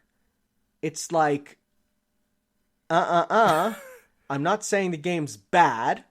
I'm saying that it could have been made in a better environment, right? So I feel like people need to, again, we're talking about dumb nerds on the internet, the difference between the people and the game, you know? If the people are not, like, there's like ones where it's like, these people who couldn't see their child being born. Like, there was 2 instances I heard at Rockstar over this period where they're like, my kid's being born, can I take the day off? No, it's crunch. Jeez. And it's like, so like these stories that are coming out, and of course take a guess what the gamers are saying. They don't believe it. And it's so weird how they love the games but hate the people who make them. It's just, I don't know, it's weird to me. So I just want to talk about, like, just want to get out that, man, you don't have to, I mean, I just didn't care about Red Dead. It's just, that's on me. But like, you can like the game but still disagree with how it was made. Like, I feel like their work, it's recognized in this game.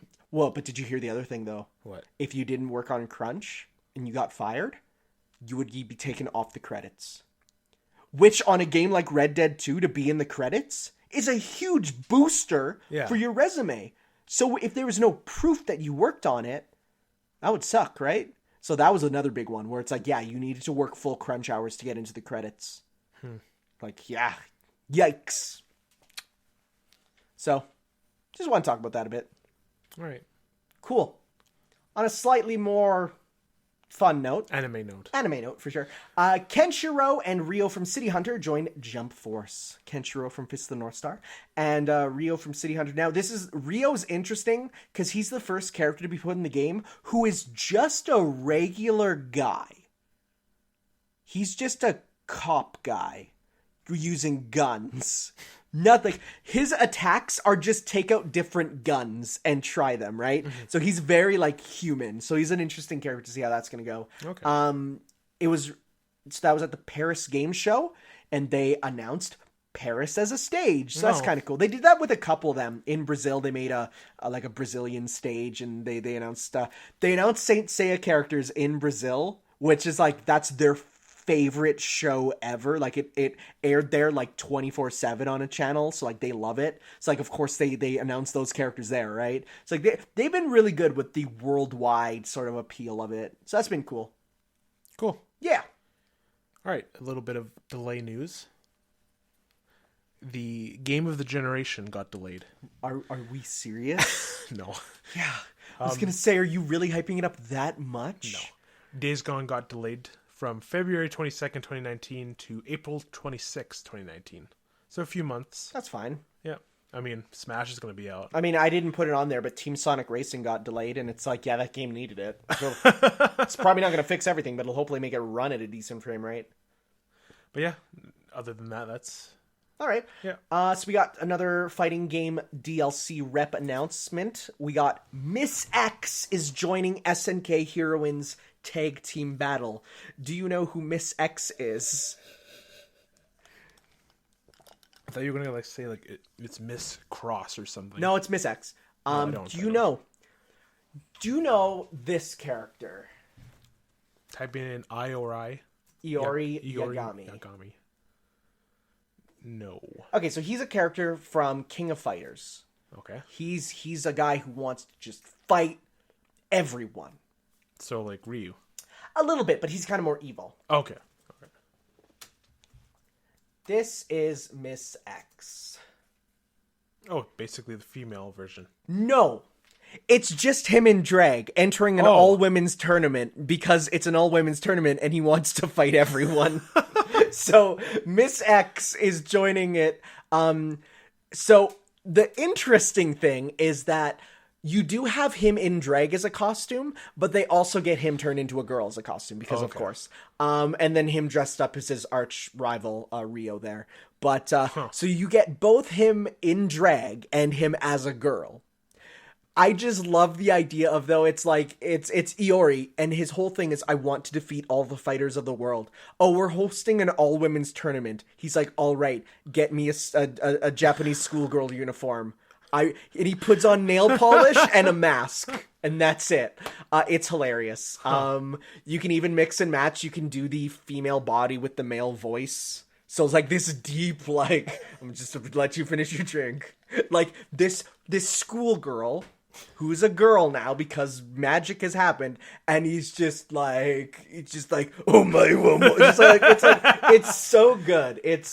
So, yeah, weird to see Nintendo advertise that on their channel when it's literally like the pun is like something about drag. Like Miss X is dragged onto the battlefield. And I'm just like, really, Nintendo? You're the one who's advertising this? I mean, sure, they leave their game. They've been going a very different route with the Switch. And that is the Vita route because they are the new Vita. Basically, yeah. Back to Western. Yes. With some... Are you sad about this? Kind of. Oh, okay. I'm more sad about the second one. Okay. Iron Fist and Luke Cage got canceled. Mm-hmm. Actually, no, I'm a bit sad about both of them. Mr. Draken, I don't feel so good. Iron Fist Season 2 ended with a very, like, exciting way. Okay. That could be, like, expanded upon. Mm-hmm. And, like, there's this, like... But is it a way that it could be expanded upon, but it would be an okay ending, too? Not really, because, like... Okay, huh. Okay, if you don't want spoilers, just skip, like... I'm gonna be real, dude. I don't think there's gonna be many people wanting Netflix. Like, they don't care about Netflix Marvel spoilers. What about you? I don't care. No? Okay, well, at the end of Iron Fist, Colleen gets the Iron Fist. Oh! And she has a sword with Iron Fist power in it. That's pretty dope. And then Iron Fist himself, both of his fists are Iron Fists, and he can shoot Kai energy from guns. I'm sorry. Ki. I was going to say. Ki energy from his guns. Yeah. And with these bullets made of the power. That's stupid. Yeah. In a cool way, though. And he goes to, like, I don't know where he goes. He goes back to Kunlun or something. Yeah. Around there with Ward, who's also an awesome character. And it just ended like that with him shooting guns, and it's like, okay, what's happening? So I hear talk that they might be doing a combined show in like to replace them. Heroes for Hire. Yeah, Heroes for Hire specifically. But I'm not. We'll see. Luke Cage ended on a better note. Okay. It ended with him becoming like the king of Harlem.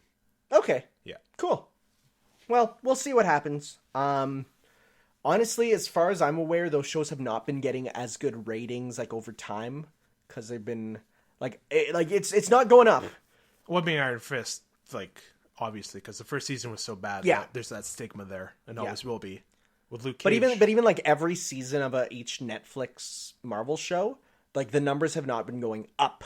From when you see on the front page new season, you don't get someone saying, "Oh, I might as well hop in now" as much. Like it's starting to go down the numbers. Daredevil season 3 is apparently the best.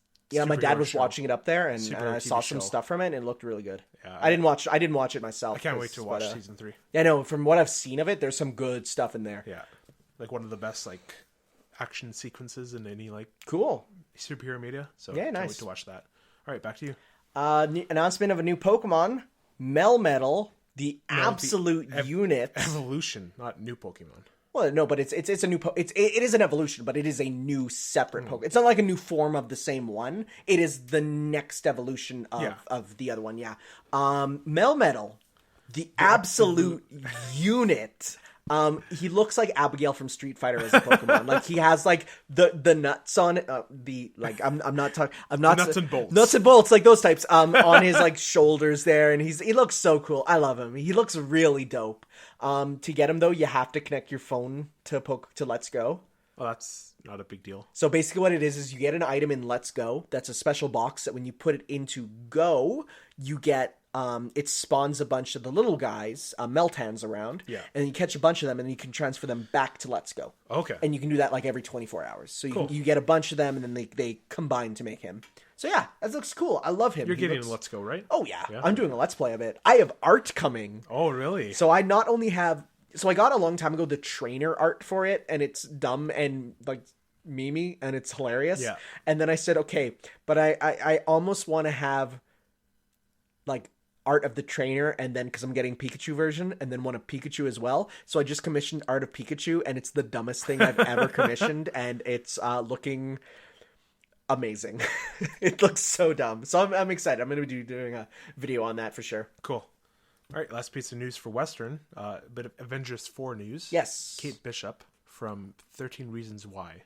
Okay. She was cast in Avengers 4 for an unspecified role. Death? People think it is a Hawkeye character. Oh, yeah, Kate Sparrow or whatever. Yeah. Yeah, because her name's Kate also, the young Hawkeye girl. Because this seems... There's more evidence this is going to be a time skip, I think. With Cassie being... casted as an older version of herself, and then this. That'll be interesting. Other piece of news, the Avengers 4 trailer is happening this year. Okay. Before the end of the year. Cool. So either next month, which probably next month. I saw a thing on Twitter. I don't know if it's verified, but they're talking. It's probably not because it was by like Robert Downey Jr. fan 101 or something. But it's like the Marvel Avengers 4 looking to be 3.5 hours long. That's probably. It's probably not real. They haven't even cut it yet. What did I? Yeah. No, it's stupid. But I love those like Instagram pages. Like the ones that are just super, like, saying super fake information. Yeah. It's great. I love it. It's like the first page is like, this is what this actor said, and then you have to like scroll to see the entire quote on the page. Yeah. And that's it. All right. Last bit of Japanese news. Have you heard of Devil May Cry 5's Jacket Edition? I heard about the price. Yes. So it is $3,000. Wait. Just wait. To get the jacket of V. So that's so if we take a look at the Devil May Cry 5, if we take a look at the characters, so to get V's jacket, so a sleeveless black leather zip up jacket, that's $3,000, or I think it's $4,000. What is it made out of? To get Nero's blue hooded jacket, but the arm here entirely ripped off because, of course, he has the robot arm instead. So it's actually like ripped there too. His is 5,000. Okay, keep going. To get Dante's red... Wait. 5 plus 3, that's like already 8,000. Just wait. They're separate editions, my dude. Oh. To get get one jacket. To get Dante's red jacket, the long leather one, it is $8,000. Oh my god. So there's 3 separate editions. The V jacket edition, the Nero jacket edition, and the Dante jacket edition. Is there like a combined one of all 3? No, but you should probably buy a house with that money. Why is this so expensive? Because so here's the thing. There's people reacting to this, and I look at this and I go, that's just a normal Japanese Ultra Special Edition. It is. They do that all the time. But again, there's the Resident Evil 2 one that comes with the keyboard that's a typewriter. $8,000 for a jacket? Shh. There was an edition of Final Fantasy that came with the car, the 15? regalia. Yes. Oh my that God. came with the regalia. I didn't even know that. Yes. There's been versions of Shenmue that came with his leather jacket from Shenmue. There's been a version of Resident Evil 4 that came with Leon's leather jacket. Capcom does jacket editions quite often. And they're all ridiculously expensive, and they only usually make like 5 of them. No, they make like 5 of them. They're super collector's item. Oh, okay. They're for the tip top. They sell, you could buy them, but they're for the tip top. They're not something that the average person will get. Of course. Like these are for the person who won the lottery and really and here's the other thing. They don't come in any size except for the canon size of the character. So these are actually, I don't know if you saw, they had at E3 statues of, well, at E3 they had a statue of Nero. Yeah. At Tokyo Game Show they had a statue of Dante, and they're probably gonna have a statue of V later. It's the ones that they are wearing on the character statues. So it's you're getting those ones. Like that is a real outfit that they wore for the statue that they used to celebrate the game or to advertise it. But interesting. Yeah, so like that's real clothing that they put on the statue. So you get that pretty much. Okay. It's ridiculous, and I people complaining about it. I feel it's just like why are you complaining about something you're never going to buy? Complaining about something that's just a funny thing to bring up in a conversation, right? Nerds. I hate them. All right, though. We've covered the news. The witch's news. The witch's news. We already had our boo break. Yeah. And now we're moving on to the fearful foreign exchange. You go first. I go first? Well, okay, let's talk about the games that we gave each other. So I gave you Kingdom Hearts 1, specifically the 1.5 Final Remix. Yeah. And you gave me... Guacamelee. Yes, or as I put up in the video on YouTube just right now, Chie Satonaka's Mexican Adventure, which is awesome.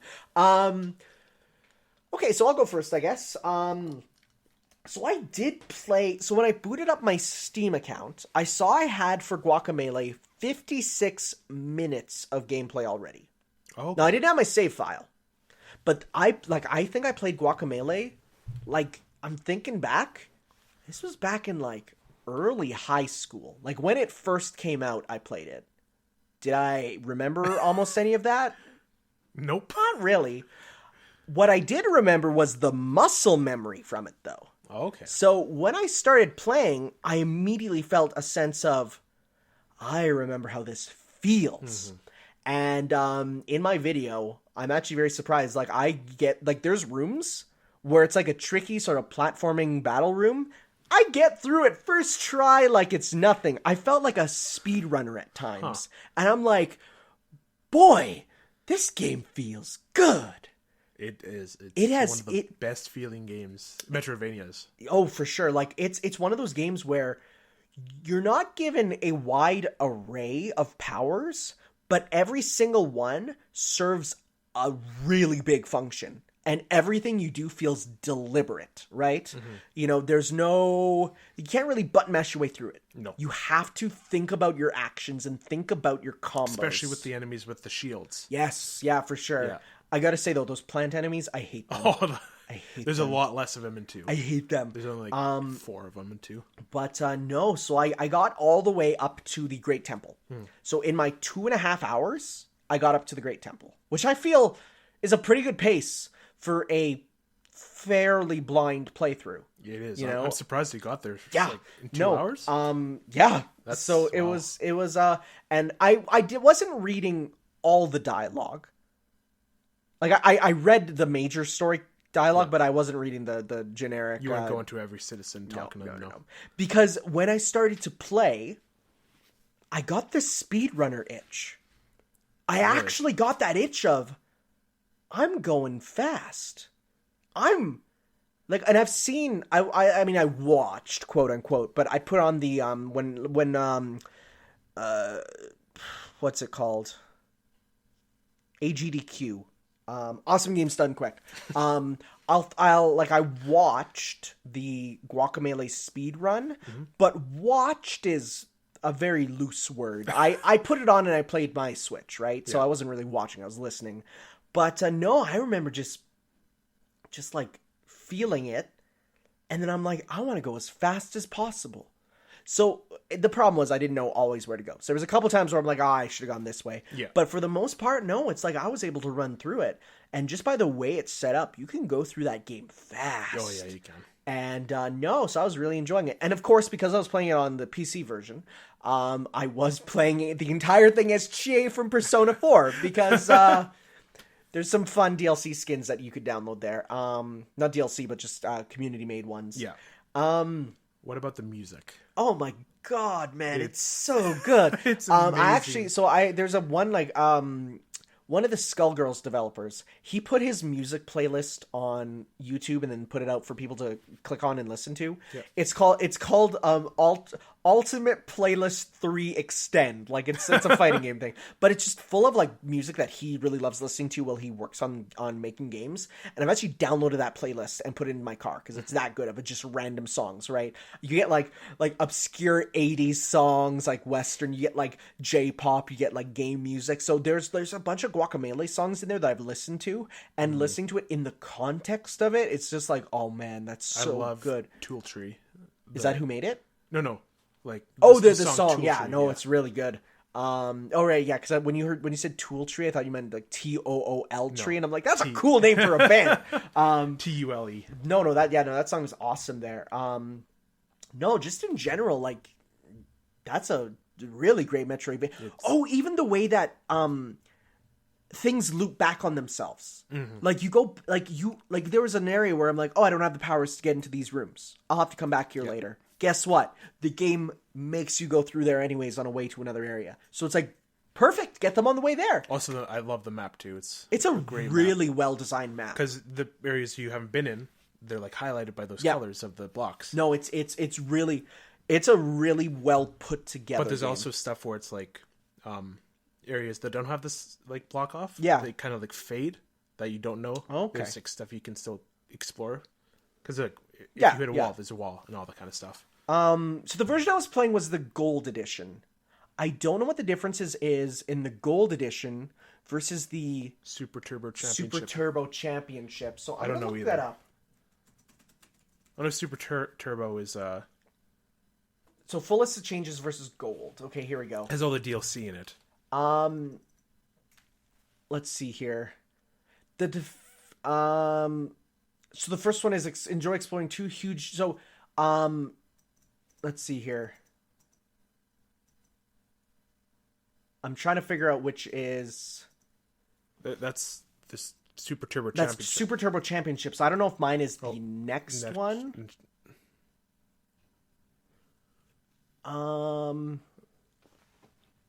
Yeah, because there was never a gold version. Super Turbo Championship got rid of and changed stuff. Yeah, okay, so here's the thing. Did they remove the memes in this version? My version was still chock full of memes. Okay, so it's the old version. So mine is the old version. Because, yeah, okay. So the Super Turbo Championship is... Okay, here we go. This is what I wanted to see. Gold versus Super Turbo Championship. The Play Super Turbo Championship is all the DLC except the Frenemies pack, and that's just costumes there. Super Turbo Championship is the better version. Okay, yeah, so it links back here. So But basically, you still got the gist of the game. yeah, no, for sure. So Super Turbo Championship is a rework that totally gives you new moves and changes up areas, and they say removed anything that was deemed cheap. It's like that one's the like the director's cut, right? Yeah. Where I just had the version with all the DLC included. What did you think about all the memes? Okay, so I was so excited when I saw that the memes were still in. I was like, oh man, they're all here, all the really bad ones. And there was a couple where I'm like, oh wow, those ones are really bad. Like, there was an Insanity Wolf meme. There was a Pepe the Frog, and when I saw that one, I'm like, ooh, that one didn't age well. There was like I was like, there was a couple where I'm like, well, I don't see what the problem is. All these references, like, they're also fine. They're like the gaming ones, and even like the ones like Strong cool to, like, Bad. Realize like, oh, that's where that's from. Yeah, there's a couple where I'm like, that's not bad, but then like it's so when people complain about the meme stuff, I thought they were talking about any references. No, but it's the specific meme ones. I was like, oh no. Into? And even I like that because like I should like that. I like horribly cringy memes. But when you see a Me Gusta tequila with the face just put on it, I'm like, oh, it's gross. Into it's way more references to classic games and like modern games too than memes. Yeah. Well, I remember back in the day that one of the lines for Super Turbo Championship Edition was less memes, and I'm like, they weren't that bad, were they? Oh, they were bad. Especially in that town. Oh, it's bad. You know the town I'm talking about? Santa Lucita? Yeah. Yeah. It's rough. But no, all in all, like that's a really good game. What do you think of the bosses? Okay. I don't remember. I only fought 2. Yeah, there aren't many. There aren't many. I fought it's been a while since I played. I fought the girl. Yes, her, yeah. Her fight ranged between like everything up to the part where she split into 2 was good, and then when she split into 2, I remember that boss being real. Flame Face was a much better fight. It's been a while since. He fires bullets that you have to turn into a chicken to avoid. Yeah. He does an attack where he like draws lava from the ceiling, but if you're in the light world, that's not lava, that's water. So then you just switch worlds, or you can click onto the wall. What do you think of that? I knew about the main gimmick there because I like I said I watched a playthrough of it long ago. What do you think about it though? I will say, when you first get some of your LNR powers, it gets confusing. Because you have dodge on L2, chicken on R1, and world change on R2. Like, that's a lot you have to deal with. There was times where I was turning into a chicken when I wanted to switch worlds, but it got better over time. And they don't really... There was only one challenge where you needed to go, like, dodge into world change into dodge, like, once, right? Like, at least where I was at. But, it works well. It works great. Like, it's the world changing feels good. I love it. Cool. Yeah, no, that game's awesome. Yeah. I want you to finish it because the ending's... Oh, I'm right close to finishing it. So I was just... I didn't... Great Temple is not easy, by the way. Okay, yeah, well, hey, we'll see. I died like 4 times only, which is... I feel pretty good. I'm trying to remember any other things. No, I think... Okay. You got the gist of it. Yeah. All right. So... Kingdom Hearts. Kingdom Hearts. What do you want me to start? Bretta, how's that blitzball going? I hate him. How's that blitzball, Bretta? Spent like, what, 10 minutes? 20 minutes? 30. 30? It was a long time. God, I hated that. He felt like a boss. So I guess one thing that I never realized, because Kingdom Hearts is a very different feeling game than any other game. The way the attacks work. And it's very much based... Like, it feels like a game you should mash your button through.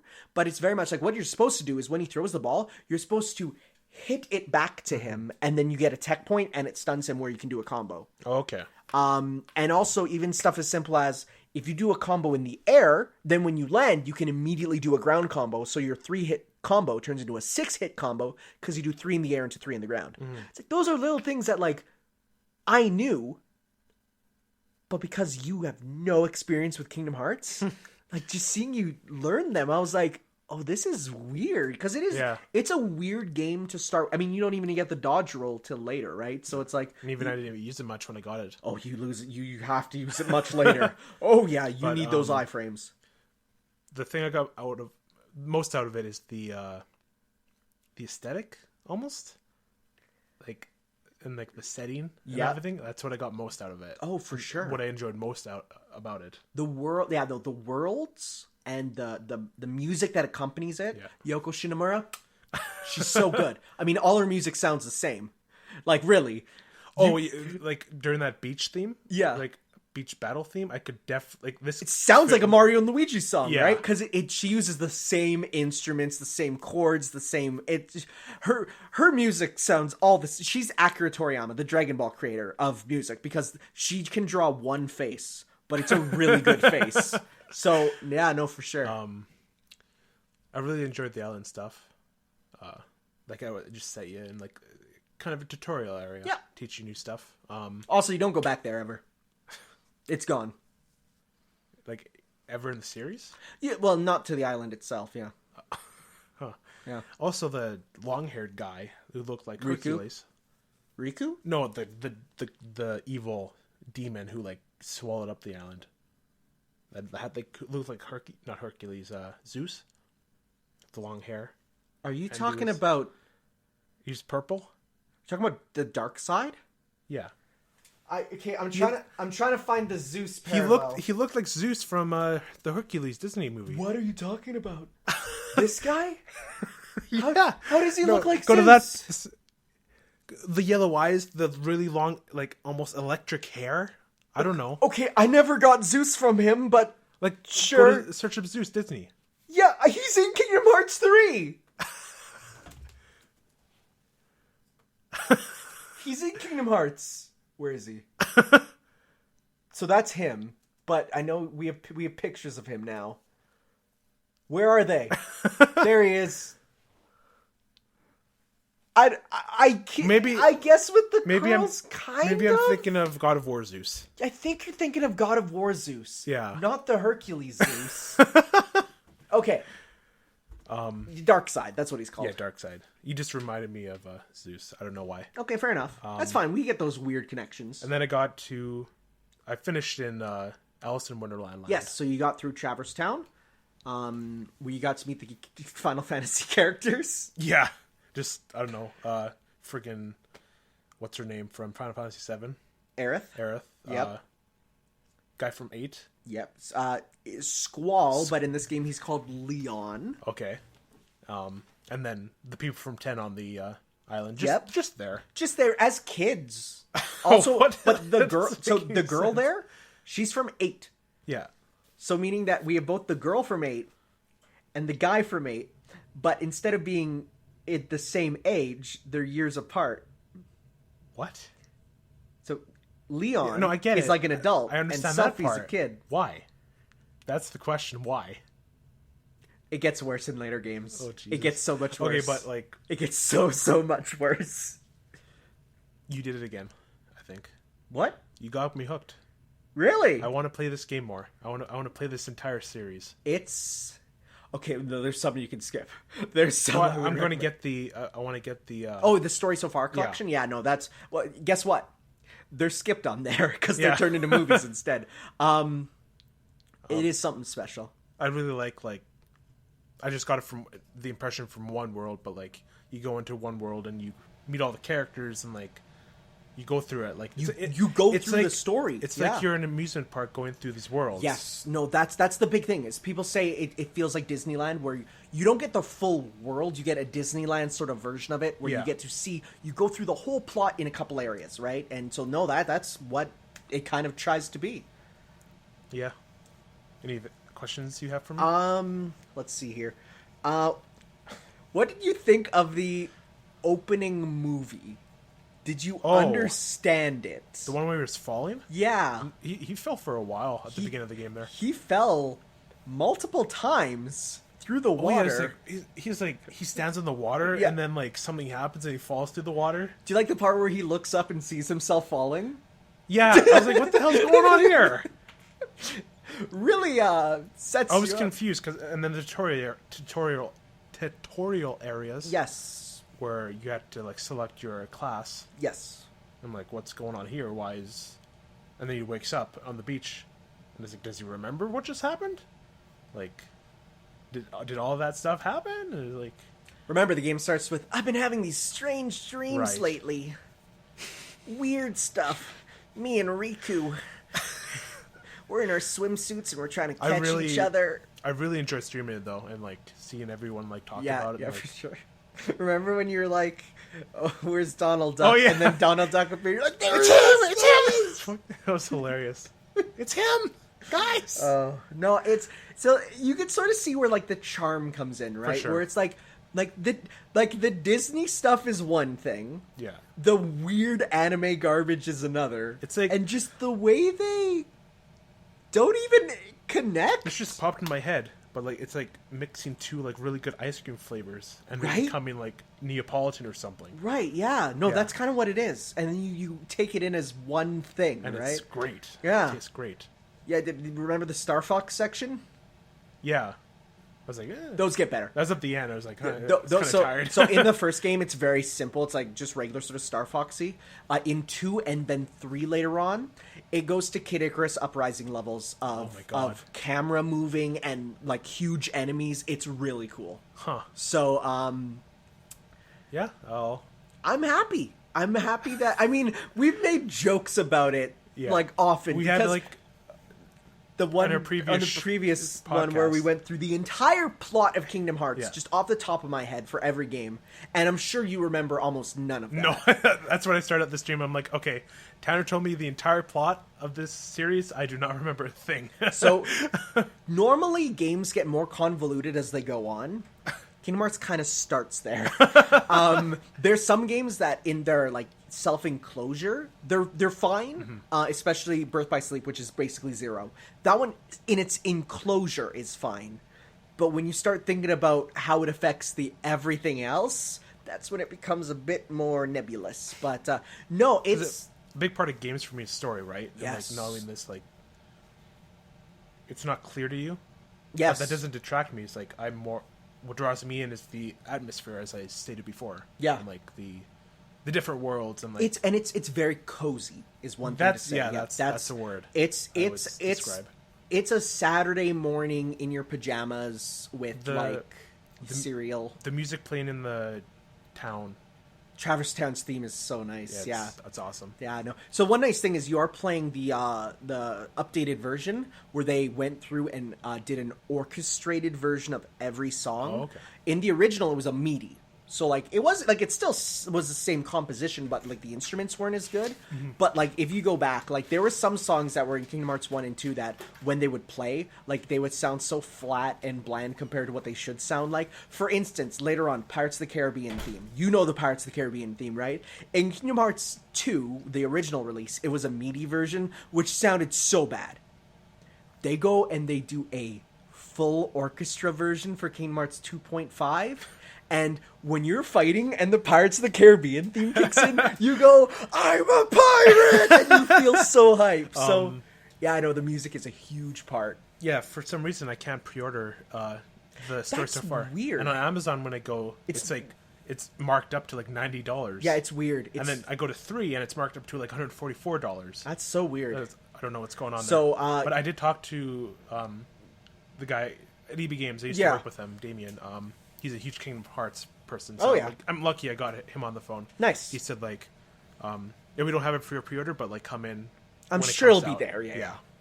So I'm looking forward to that. There was also another thing with Kingdom Hearts where they just updated 1.5, 2.5, and 2.8. Now the whole game is streamable. Okay. Before there were certain scenes that were blocked, and once you got further in the game, they would start to block them. The opening scene was The opening scene would cut, be, but it wasn't. Yeah, I was surprised about that. Yeah. There's some songs and stuff later on that were forced to get there. They realized that, hey, maybe restricting streamers from streaming our games that are beloved is dumb, so they've just updated that recently to allow for full streaming there. I got a question. Yeah. Is this a Metal Gear Solid situation where I get into the game? Is this the last entry? No. Is 3 the last entry? Well, so they already confirmed. They said 3 is the end of the arc that started with Kingdom Hearts 1. Oh, okay. But Sora's adventures are not over. Huh. So they said this is called the Dark Seeker arc. Because, of course. How long has this arc been going on for? I think probably 16 years. Holy God. Hearts 1 release date. Let's see here. 2002. So 16 years so far. And they have like plans for future arcs? They've already said like, yeah, we know where we want to go after this. Huh. It's probably, so they said it's still going to have Sora, but they said it's going to probably be very different. Okay. So we'll have to see what it is. Okay, good to know. Yeah, no, they confirmed that. Okay. Don't worry about that. Also, it's a huge money thing for like Square Enix and Disney. Probably. Like, it's huge. So, yeah, and as time goes on, you can get more. I mean, as Disney engulfs everything, you'll just get more and more stuff in it. Yeah. There's already Marvel in Kingdom Hearts 3 with Big Hero 6, which Kingdom Hearts 4 having like Iron Man and Spider-Man. They said that Nomura said, the guy who directs it, he says, yeah, I really want Star Wars and Marvel in there. That'd be cool. He says, and so we might get, I think at most we'll get, like Big Hero 6 might have a cameo. Because they what they usually do is they usually will put cameos of other Disney stuff in there, like throw in a boss for something. So I think we'll get like a Darth Vader boss, and then maybe like a Captain America like boss or something. So we'll have to see. I don't know what's gonna happen there, but yeah, no, for the most part, it's gonna be interesting to see where they go from there. And I'm happy you enjoyed that. I did. That's awesome. All right. You ready for the next exchange? Ready for the next one. Yeah. Okay. Do you want to go first? Sure. You have your bag? All right, let's see here. Oops. Oh, don't hit the mic. I mean, it'll provide surprises. We are in the Boo cast. All right, so I was looking at my collection of games Okay. this morning, thinking what do I want Tanner to play? Okay. And what would be fun for him to play? Okay. So this isn't your traditional, like, I love this game so much, I need you to play it. Okay. It's like, this game's cool. I just want you to... I think Tanner streaming it would be really fun. Okay. And funny. Yeah, okay? for sure. So, it's not an action game. It's not a platformer. It's not a shooter. I was going to say, is it a shooter? It's not a shooter. Okay. It's not a... It's a very... It's a popular genre, but it's not one you would, like, list off right away, you know? Okay. I'm trying to think. Its emblem... Its logo is green. Shrek Super Slam. No. No. Green. Is it MotorStorm? No. Is it a racing game? No. Okay. Green. I literally can't stop thinking of Shrek for some reason. That's all I can think of. I don't want to get... If I say anything more, it's going to spoil the whole thing. Okay, what system is it for? PS4. Okay. It's on PS4, PC. And I don't know about Xbox. Yeah. I have no It idea. originated on PC. It originated on PC. Then went to PS4. The emblem is green. The Sims? Yeah! 4. Okay, I've not played 4. I played 3. Okay. So, and I have only put a little bit. Okay, this could be fun. Yeah. I think we That's could have what I some thought fun too. with that. Okay. Sadly, mine is not a game.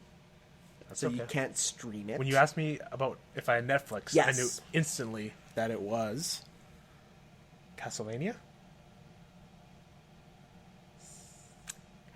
It was not. Oh, okay. But I thought that's a better idea than what I was Wow, huh? No, that's better. 'Cause Yes, Castlevania. I watched it, but I didn't. I was kind of tired. Yeah. I fell asleep. Okay. So I don't remember much of it. No, yeah, you know, that's better than what I was going to give you. Let's go with that. Castlevania, Netflixvania specifically. Okay. So, What was the original one? it'll come later. Don't Okay. worry. Sure. Yeah. No, that's better. Cool. So for Netflixvania, How long are the episodes? they are 20-minute episodes. How long is season 2 episodes? 20 minutes. Oh. Yeah, but so I think I can probably watch the whole thing. I'd say, yeah, you could probably watch the whole thing. Okay. And it's good enough that I would recommend it because there's some good stuff in there. I've so been wanting to get around to it, so this would be a perfect time. For sure. So yeah, no, season 1 is 4 20-minute episodes, and then season 2 is 8. Okay, cool. So, and it goes by fast enough that you'll enjoy it there. So, cool. That'll be good. So for next time, Sims 4. Sims 4. I want you to put, like... Oh, the don't Discord worry. Members in. I was planning on that. Good. That'll be fun. And then, for me, the Netflix Castlevania series. Yes. Awesome. Oh, look at all those expansion packs. Oh, jeez. How many expansion packs are there probably now? They're like $50 each, by the way. Jeez! Oh, EA. You're the best. All right. Okay. What is Halloween horror? So, we have questions, but I have some questions for both of us. Okay. Related to Halloween. I weren't asking the questions. All right. Some spooky questions. All right. Here we go. So, question number 1. Okay. What were your favorite Halloween costumes as a kid? When we're talking as a kid, does that just mean when we're younger? Let's just say all Halloween costumes. Okay, sounds good. Yeah. One year I went as Luigi. Mm-hmm. I got our vacuum cleaner, hooked it onto a backpack, and walked around with a vacuum on my backpack. That's cool. It was actually so cool. The only thing is like getting that hooked up for my back was like it was a last minute thing because I saw like literally I went to go get my costume from my room and then I saw the vacuum nearby and I was like and I'm like Dad, let's hook it up. And so it was awesome. There was a Mario there too and he didn't even wear the mustache and I'm like, are you even trying? Lame. And so there I was with it and I was going around, I was going Mario Mario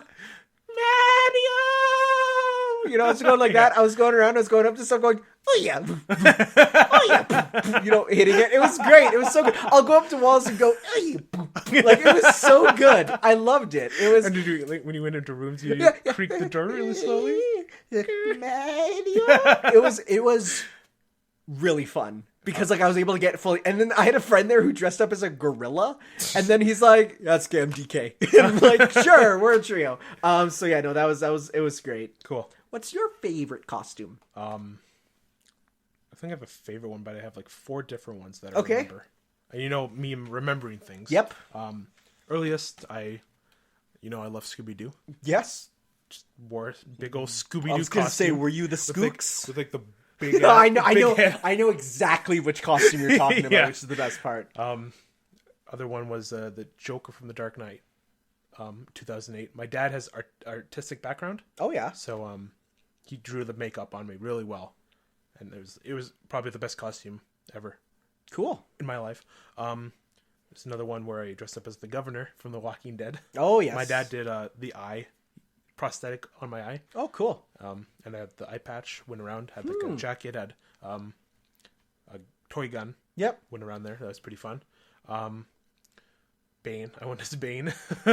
Okay, are we talking like comics Bane or are we talking about Dark Knight Rises? Okay, so were you going around just making Sean Connery noises? I practiced the voice leading up to that day. It was pretty fun. It would be very painful. Okay, this was in high school. I went up. There was a costume contest in high school. Yes. You remember that? Yes. And I went up. You remember that? Was that grade 12? Because I was only there grade 12. I think so. I was there as Professor Oak that year. Yeah, I think I went up. But good thing you weren't there because it was embarrassment. It's okay. Well, I don't know. I didn't know you then, so maybe I would not have put you into my mind. Okay. And then the one when we were hanging out. Yes. I got like little like shitty sorry for my language. Like a glove. Yes. I dressed up as Venom Snake. Yep. And it was makeshift. But it was effective. Sure. Yeah, no, it was good. It was a really funny thing that a kid said to me. I don't remember. I don't remember that, but I remember it. I remember it being hilarious. Yeah, it was funny. I remember it being a little bit iffy too. Yep. But But out of all those costumes, probably the Joker costume was my favorite. That's cool. Because it was really in-depth. I'll go through a couple of my other ones that I did, though, just because might as well, because you went over a couple. My very first costume I had as a kid was I was a pumpkin. Because it was literally a costume passed down through my family. Everyone has to be the pumpkin once. My grandma sewed me a Mewtwo outfit as a kid, so I got to be that. That must have been really, wow. It was a full like onesie style thing with it goes up. It had the neck, the tail. The neck. It had the tail, which was like stuffed and went up. Wow. It was really cool. It had the 3-fingered gloves. It had on its feet. It had like 2 balls at the front and 1 at the back to represent like his toes. Yeah. Everyone just called me a cat. And I would say, no, I am Mewtwo from Pokemon, the first movie. And they're like, I didn't understand a word you said. So that was a really good one. One year I was a Yeti. Yeah. Just a big, fluffy Yeti. Just generic, not related to anything, a Yeti. One year I was Zeus. From Hercules? Or No. Zeus in general. Zeus from Greek mythology. So I had gold laurels. I wore a toga. I had a gold lightning bolt. One year I was just a generic soldier. My dad found a bunch of old, like, authentic soldier stuff from his family. They were in the war. So, like, I put on some of that stuff and then I got some extra stuff there. Oh, there's another costume. I'm just trying to think. What else do I have? Yeah, I was Professor Oak the one year. Yeah. I remember that. I was Master Chief one year. Really? Yeah. I loved Halo as a kid. I guess, yeah. So I had the full Master Chief outfit and I went to school like that and people were like, people looked at me and they went, oh.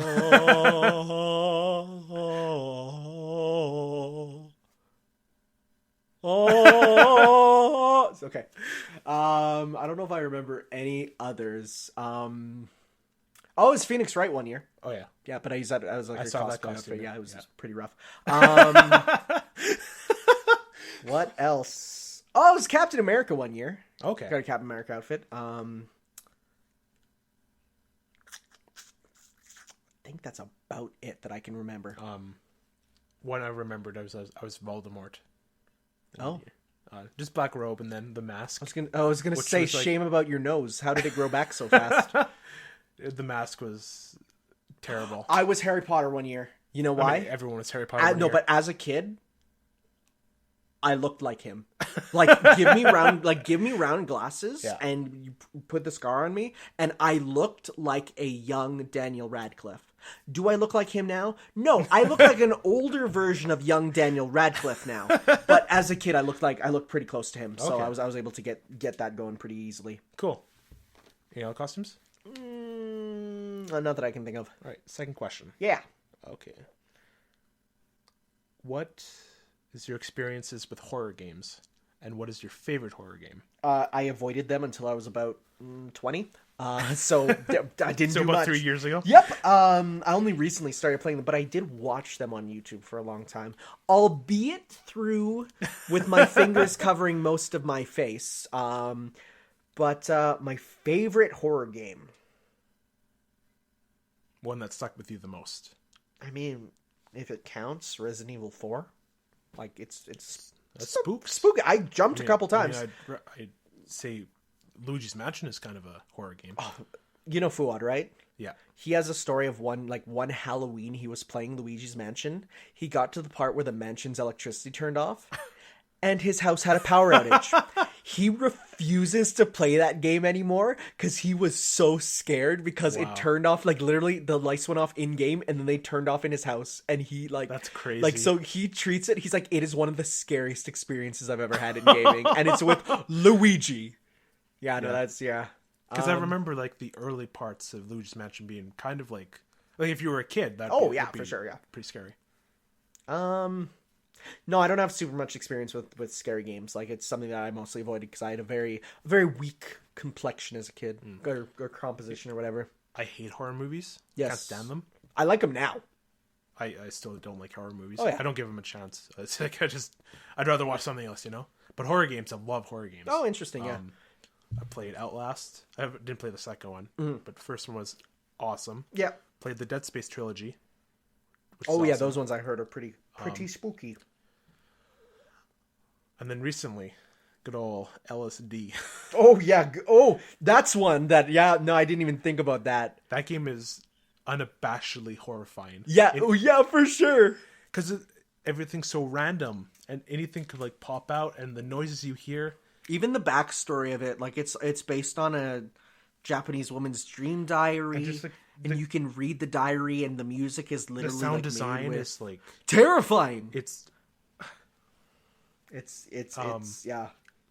But I really like Dead Space, the first one. Can't really think of any other horror games I played, because I think it took me a while for it to come around.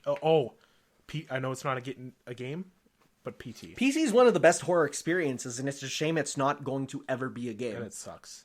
It sucks. People have remade it though, like so you can download it on PC though, so you can that's like good. Yeah.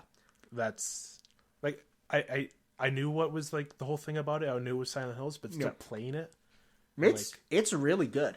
Like, dude, can you imagine if that was in VR though? Like, even like playing it multiple times, it's still like equally as terrifying because like. But it's not terrifying in a jump scare kind of way. No, that's the thing that I think people need to get. Horror is not things jumping out at you. No. It's a general feeling of dread, and you don't want to go further. Effective horror is playing something up in your mind that you can't see. Yes, that's the best horror. And you can't see Lisa for the entire, like, you see Lisa once. Yeah. And just like... Although the first time it happens, it's horrible. Oh my god. Yeah. It comes out of nowhere. It happened twice in my playthrough. Yeah, again, the random elements in horror games is what I love too. Oh yeah, because you can't predict it. It can come, and then the imagery of the talking bag on the table there. Yeah, and like no, it's really good overall. Like when you go into hell and like it's just I wish it was a thing. Yeah, man. Thanks, Konami. It could happen one day, but it won't be as good as what it was promised to be. Really. All right, and I get a bit more of a general question. Yeah. Best Halloween memories. I mean, I like for a long time, the first like 11 years of my life, trick-or-treating was just the same awesome thing every year. Get together with friends, go through the neighborhood, get all the candy. Mm-hmm. One year I went to West Edmonton Mall for my trick-or-treating. They gave out just stuff there. And like I got comics, I got toys. It was that was pretty cool. I remember way back when I went to Millwoods Mall. Oh yeah. When it was still like not a mess it is today. Yep. Went to a haunted house. Oh, I went to a haunted house as a kid and I was like, it was like I think back on it, like I was so scared as a kid that like I think back on it now. And like I don't get freaked out, but I remember that feeling of being scared. Yeah. Like it was rough. I don't remember being as scared as my mom was. Oh, really? Yeah, because like, there was like a rat section. Oh, God, yeah. No, my mom wouldn't handle that. Other than that, I just like the feeling of Halloween, you know? Oh, it's my favorite season. I don't like the horror part of it. Oh, I do now. I love it now. I like the treat part of it, you know? Oh, no, I like the not horror like candy. part. Like, not candy, but like the pumpkins, the atmosphere. No, I like seeing, like, going into the store and seeing, like, the displays of, like, here's a man who's entirely cut in half with his entrails hanging out right by the kids section. It's great. I don't see that as Halloween. I see that as, like... It's desensitizing the kids. It's wonderful. No, I liked when I used to trick-or-treat when I, just the decorations. Yeah. And, like, I remember a house near where I used to live. It was, like, a whole, like, tunnel you had to go through to get to the house. And it was, like, scary. I remember, one Halloween I set up like a thing to the left of our house. When you went down, there's like a row of trees. Oh yeah. And it was really dark. So like we had like people jumping out when they went back for the candy. Yeah. It was pretty fun. You know why Halloween is my favorite season? Why? Unlike Christmas, the music is good. Like, think about the Halloween songs. Thriller. Stuff from Nightmare Before Christmas. Mm-hmm. You got Pumpkin Hill from Sonic. You got spooky, scary skeletons and shivers down your spine. You know, like, those are good. Yeah. Those are fun. I love those. It's like, Christmas music, I want to die. I hate Christmas music. Christmas music is making me dislike Christmas more and more each year. I don't know, man. I don't mind it. It adds to the atmosphere. I don't even work in retail. And just by hearing my retail worker friends talk about it is making me go, stop. I don't know. It should be more like Halloween is a celebration where it almost at times you feel like you should be sad because it's Christmas. It's like Christmas time is here. All the boys and girls cheer versus spooky scary skeleton. Like it's like look at the difference in the music and the tone, right? Yeah. Like so it's like I love Halloween because of that. Unfortunately, it's not as like bombastic as it was when we were kids. Like, I guess we just see it as that way. Well, you don't see it's been kids on the street. You see it differently now, but I mean, also it's gotten better. You get way less people talking about Halloween being like celebrating the devil and stuff like that. You know, like you get less of that, which is good. But I remember being a kid and the streets being full of kids and like. Well, there's also the fact that we've almost never like. Hey, it's gonna be crazy this year. This is one of the first years kids are gonna be able to trick or treat without snow on the ground. Yeah. Like, I remember as a kid, it was always, time to go trick-or-treating, here's your costume, now put your jacket on top. Yeah, and I'm like, damn. What is the point? Why? Why would I even do it? So, yeah, no, it's... So we'll probably have a higher turnout this year. Oh, for sure, yeah. Yeah. I won't be home. It was gross last year, I remember. Oh, I don't remember last year. I remember last year. It was so gross that, like, we had no kids come out. Like, it was sleet. It wasn't even snow. It was wet rain and stuff. Oh, yeah, I do remember that. Yeah. But yeah, that's all right. 3 questions I had. Perfect. Let's move on to these questions. Oh, we got one from Mauricio again. Sup, guys? Mark, aka Mauricio, here with my question. Before I start, Tanner, number 1. Now that the new JoJo opening's out, rank all the OPs and why. That's ranking my children. They're all so different. Like, all the JoJo OPs are totally different in terms of tone and like I can't even rate them for like the 3 that were in season 4. Like that season had 3 different openings. They're all amazing in their own right. Like I can't do that. They're all amazing. What are the podcasts you listen to and the new ones you added? So I will pull up my current podcast list. Me too. To listen. I only listen to about 4, but I have a couple here. Solid 4. Did you use Podcast Addict? I use Google Podcasts. Yeah, see, a couple of mine aren't on Google Podcasts, so I use Podcast Addict because they have more. Oh, okay. So it's and it lists them out so nicely. Nice. So the ones I listen to, the ones I have here are All Systems Goku, where they discuss weekly what episodes they watch of Dragon Ball, completely blind. Coffee with Klemps, which is Mr. Klemps' podcast. The Falcon Punch cast, I haven't listened to it yet, but that's the same thing as All Systems Goku, but for the F-Zero TV show. Okay. I listen to the Game Explained podcast when I have nothing else really to. I don't listen to it because they don't talk about games as much, it's more their own life. So I listen to that occasionally. I don't listen to It's All Been Done Radio. I downloaded it and I didn't even listen to one. Mega 64 podcast, Mega 64 being the YouTube channel. They just go nuts and I love it. My brother and me, great comedy podcast. The Nintendo Power podcast. Do you listen to this one? I listened to like the first couple of episodes, but I haven't been keeping up with it. Yeah, no, it's just like the fact that it's just an officially Nintendo done podcast. It's really great for news and stuff. Just a little one here called Ships Worldwide. I don't know about that one. It's in its infancy. I heard it was pretty good though. Give it a couple episodes. You might like it. Super Best Friend Cast, of course. That's my go-to. That's the one I religiously listen to. And then finally F Plus, Terrible Things Read with Enthusiasm. They pull up horrible websites and read them out loud. So for example, last episode was on the drugs subreddit. So it's just people talking about like, yo, you have to try out mixing alcohol, marijuana, and like the worst brand of speed ever. And it's like talking like stuff where it's like, I've been trying to open up my third eye. How do I get it? It's like they did adultfanfiction.com. They've done Bimbo Land, of course. Oh, right. They did one called Heal Sluts. People who play a healer class in video games and treat it as like a sexual thing. So like people are like I play Mercy in Overwatch, but I always crouch in the corner until my master comes and tells me I can heal them. It's like, and they're just reading the posts about this, and like they don't comment on it much. It's mostly just reading, and you're just like, Oh, wow. Ironically, the first episode I listened to was about short hair addiction. Oh, So, no. yeah, that was the first episode I downloaded. So I was like, wow. So those are the ones I have. What do you got? I just Oh, yeah, you didn't notice my phone case. No, I haven't didn't. shown you it, yeah. That's cool. Yeah, it's got the Smash Bros. Poster on it, so Cool. it's nice. For me, again, I have some podcasts I listen to religiously, some I like don't at all. Yep. That type of thing. I listen to the H3 podcast. Yeah, by H3, Ethan H3, and Hila. It's an awesome podcast. Yep. Covers like, have you listened at all? No? I don't super love H3, honestly. That's fair. He covers like meme stuff from Yeah, I know. current data. Well, I know who he is, but I don't super love his stuff. It's just me. The kind of funny stuff I listen to sometimes. Okay. They push out so much content on a daily basis I can't keep up. Yeah. NVC, Nintendo Voice Chat. I heard MVC and I just Sorry. I just had a flashback to okay.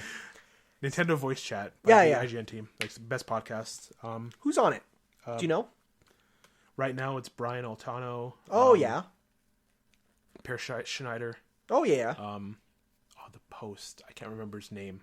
He's really cool. Okay. And then the fourth one is like a rotating. Okay, that's interesting. Yeah. I know those guys. I mean, just through Twitter. Better Call Saul Insider Podcast. The Terrifying. One of your phobias. The geese are flying outside. Like we've had today, there were so many geese in the pond they couldn't even land anymore. Like it was full, and I hate geese. So I was like out there, and I'm like, we're gonna die. They're uprising today. Oh, that's another question I should ask. I hate geese. I hate them so much. After we're done this question, I'm going to ask you one more thing. Okay. Sometimes I listen to Omnic Lab, which is an Overwatch podcast that delves deep into like Lore, esports, Cool. everything. Whenever I want some Overwatch content, I listen to them. I want to make a Kirby podcast.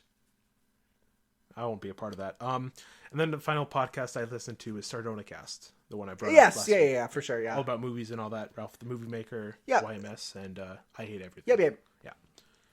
Okay, the question I had for you, what are your phobias? You know my biggest one, right? Geese. No, what? No, I'm just kidding. That's one I mostly let me play up guess. for humor. Let me Like, I guess. don't like geese, but I'm not terrified of them at the thought. Is it a common phobia? No, but it's one that I'm majorly afraid of and deeply affects the way I live my life. Oh. It's, what is it called? Well, you won't remember the phobia too much is what I am afraid of. People don't know the name of it much. Is it like realizing you're somewhere, but you shouldn't be? What? Oh, maybe not then.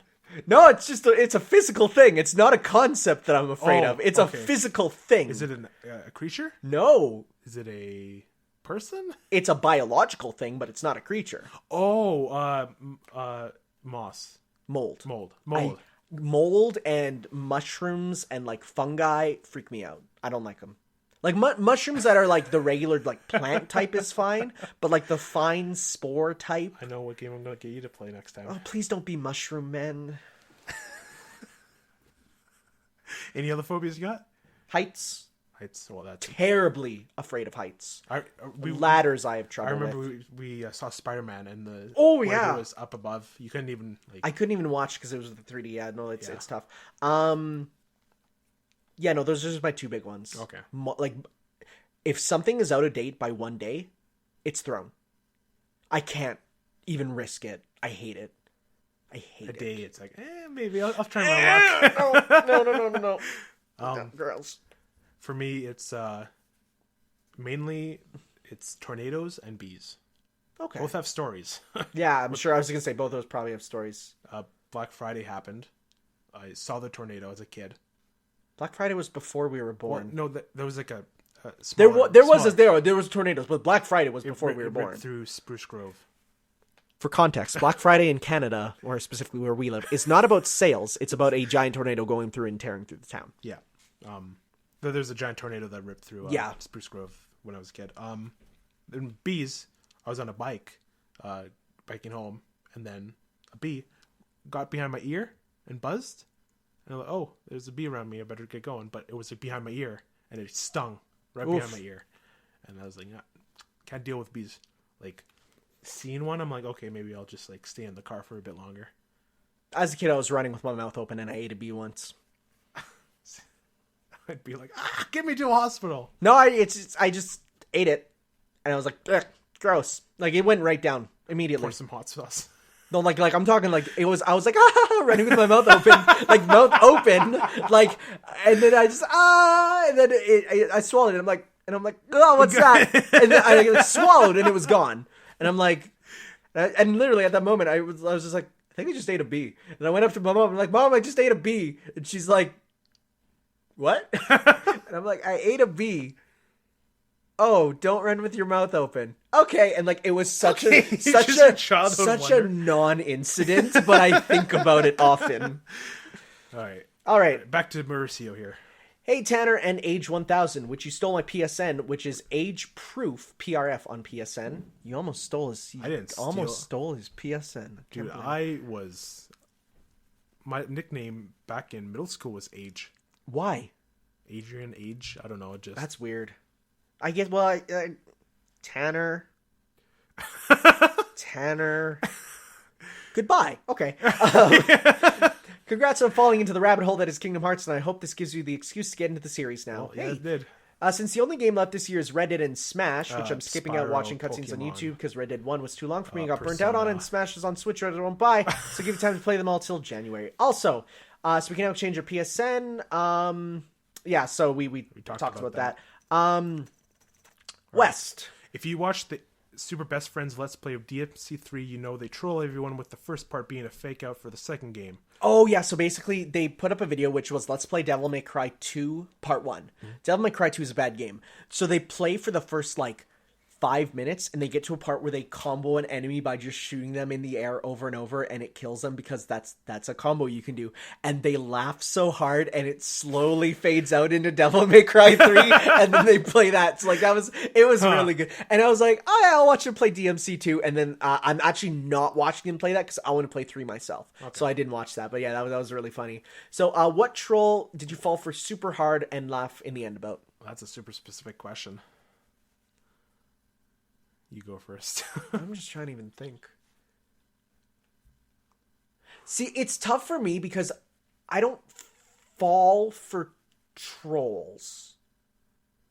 I believe what I want to believe, but at the same time, for example, if there's a leak for something, wink wink, and it turns out to be fake, I don't take it bad. No, I just go, oh, okay, I guess. I'll move on with my life. Yeah, it's like, so if someone tricks me, I more go, oh, that's on me, and then just go back on it. Yeah. I don't know. I don't fall for trolls super hard. It's probably an instance that happened to me, but again, memory sucks. Yeah, that's a tough one. That's a tough one. Maybe we'll have to think about that one for another time. Yeah.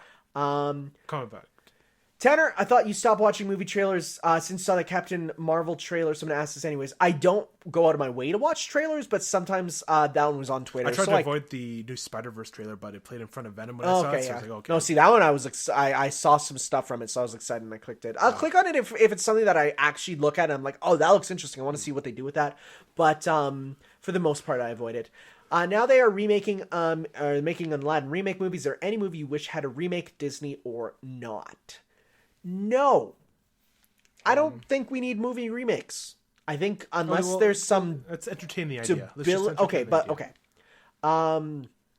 If a movie had to get a remake, because honestly, I do believe that most movies can stand on their own.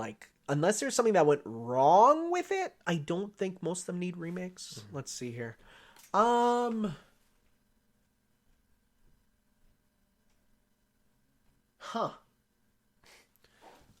I think there's a movie that I really think should get a remake, but I can't think of it right now. We're really blanking out on these questions. Yeah. Well, because... Well, I mean, for me, it's tough because every movie that I'm thinking of, I'm like, no, that's a great movie. Why would they need to remake it, you know? Okay, so for this one, it's though going, a remake of something that was animated to live action. So we could also think about that. Adaptation, you mean? Yeah, so that's not really a remake, but that's more of an adaptation. Remaking it but adapting it to something else, you know? So how about adaptations of a book or... Well, no, but this is specifically one movie to another. Oh, okay. Like this was once an animated movie to now... You know what I really want, though? And this is a bit weird, but I want more live action to animated adaptations. The other way. You know Hollywood doesn't like that, though. They don't. That doesn't make as much money. But, like, look at Into the Spider-Verse. Yeah, that's... Like, if that was a live action movie, it'd be good, but it wouldn't have that visual sense of style, right? So I would love to see anything remade with as much style and grace as Into the Spider-Verse in an animated style, you know? I'm trying to think. I'm still trying to think of my answer here. Adaptation. You know what? No, I got it. Let's retry, and I think this is actually something that's happening. Let's retry the live-action Avatar: The Last Airbender movie. Okay. Because that movie was bad. That movie was painful. And I didn't see it. Like, it's so bad that, like, there's a meme saying that of brainwashing, saying the movie did not happen. The movie did not happen. Yeah, there's, like, so I think, and that one is getting actually, I think, redone. Like, there was talk about it because, like, that was the biggest train wreck. Mm-hmm. It's M. Night Shyamalan's worst movie. And that's saying something. So I think that one deserves another shot because that one could be good.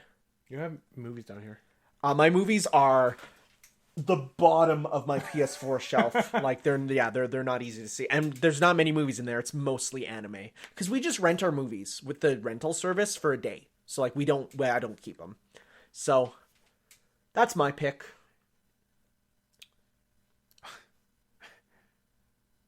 It's tough. Just seeing like a stupid live action adaptation of Finding Nemo. Man, okay. As a kid, I had such... This is kind of a weird, not related story, so keep thinking of your movie. Okay. As a kid, I would always watch a movie featuring non-human characters. So Finding Nemo or Toy Story or any of those types. Cars especially. And I would be thinking to myself, okay, these characters are doing something exclusive to what they are in the movie.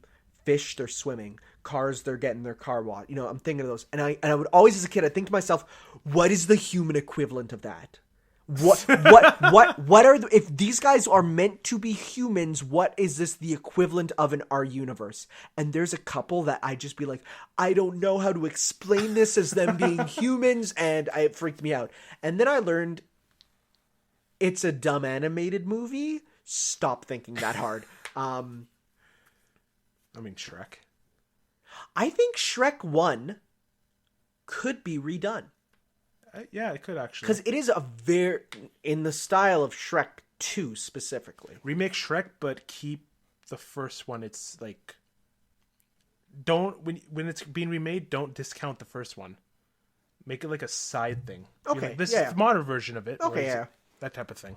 Because I think... Man, can we just talk for a sec about how Shrek goes from being a good movie, Shrek 2 is a phenomenal movie, Shrek 3 is bad, and then Shrek 4 is garbage? What happened? It's like a mountain. Shrek 2 is actually one of my favorite animated movies. It's awesome. Its climax is incredible. I think of it like almost like every month. I need a hero. It pops in my head every so often. And you think about with the big gingerbread man, and they pour the milk on him, and he's like, "Be good," as he's dying, and then like the song, like it's so it good. Builds up and like it's a better version. It's better than the song itself. Like it is the cover has surpassed it. And then in the first one that really sticks with me is the one that Donkey sings. And then I saw her face. Yeah. That sings to me too. Yeah, I like that one. Remember when they also did Livin' La Vida Loca? That was also... Yo, the Shrek 1 and 2 soundtracks are like tied for like perfect of the time capsules. I love them.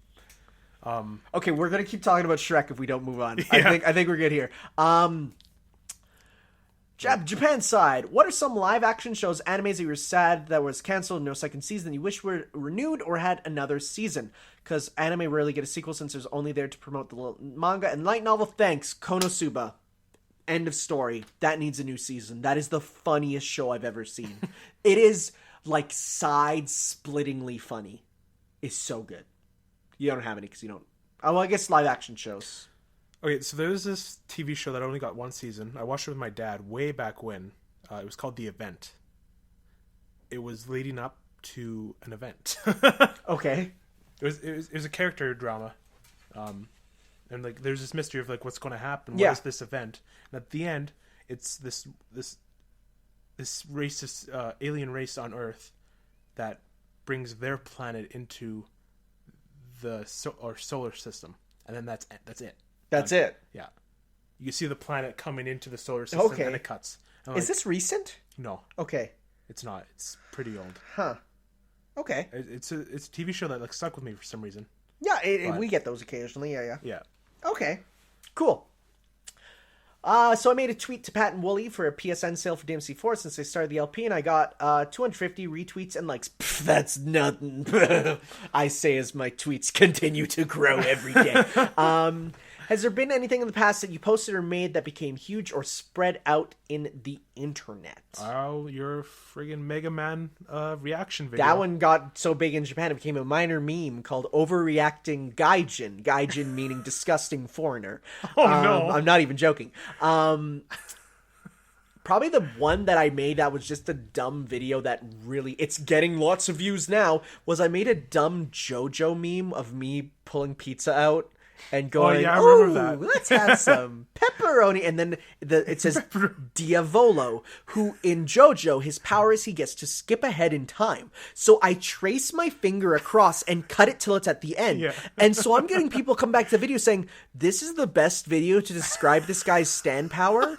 And it's just a dumb piece. So, like, I'm cited on the JoJo wiki. Wow. I'm like, and I'm getting, like, views every day from people just saying, like, I'll get a comment that's just like, pizza mozzarella. Or I'll get, like, it's not delivery, it's DiGiorno. And, like, I'll get stuff like that. And it's, like huge views. And I'm like, that took, like, 10 minutes to make in my grandma's basement. And that one's going crazy. So... That's one of my bigger ones. Yeah. There was a tweet I made.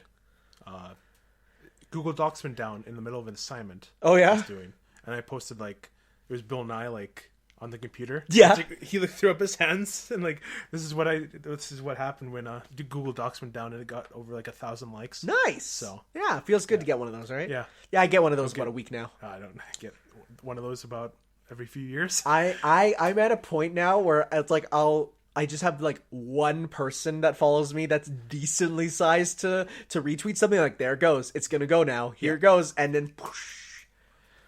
And this is this Halloween section. All right, I gotta read it with a spooky voice then. This is a bonus question regarding my email on October 21st, since the podcast was cancelled, and I already have a few questions there. How did you and how are you with horror movies? We talked about that, actually. We talked about horror games. Oh, horror movies? Okay. What scared you as a kid? Also horror video games as well. Okay, so we got that. So we got horror movies. Well, I mean, for me, I just didn't watch them till... Me neither.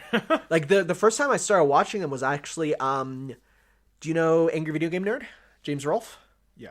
He posts a series every Halloween where he counts down every day. He talks about classic horror films and the techniques used in them. And that's what got me interested, because then he's talking about the horror is effective in this film because they do this, right? And he talks about the actual techniques. And I was like, and as a kid, like, I started going into film class in grade like 8 and 9, and like going there, I'm like, whoa, it's so interesting. So like that's got me into horror films, going into the technical aspect. So that's when I started to get into them, but I haven't actually watched many. I've watched many analyses on them, but I haven't watched them myself. Okay.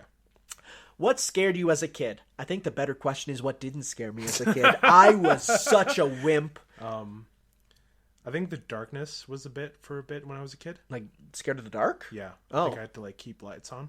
Yeah, I know that didn't affect me. But then I was like, whatever. I can't like sleep without dark now. Yeah, well, of course. What else?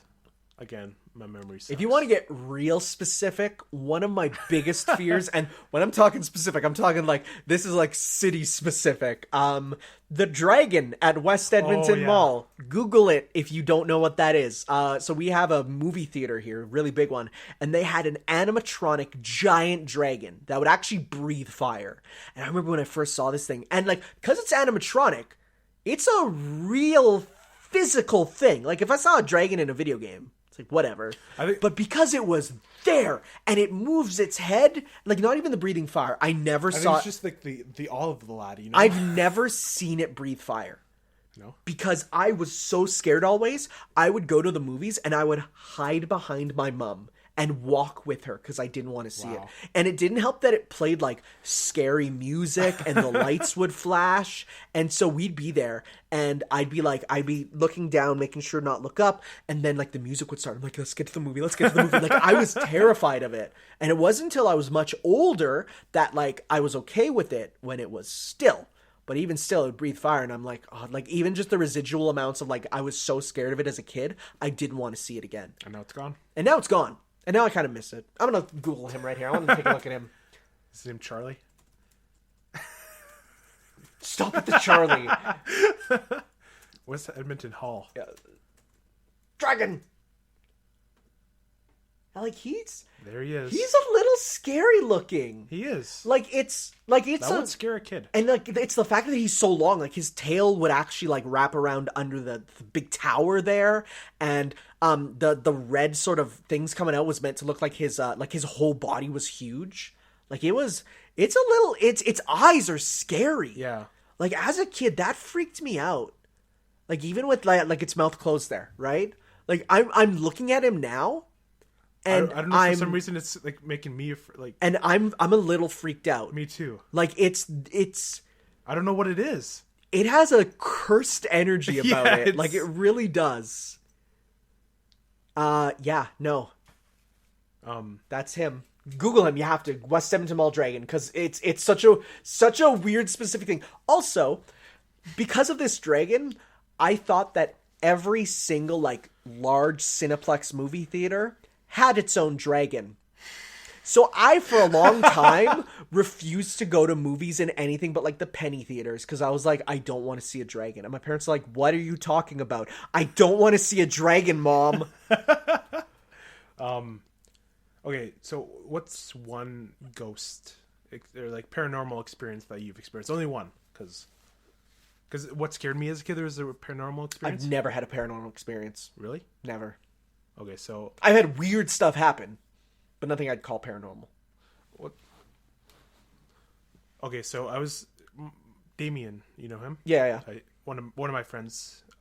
I was at his old house one day, and I was told that there was like weird stuff going on, so like there was already an edge there, right? Okay. And then as I was leaving, Damien decided, hey, let's throw his shoes down into the scary basement.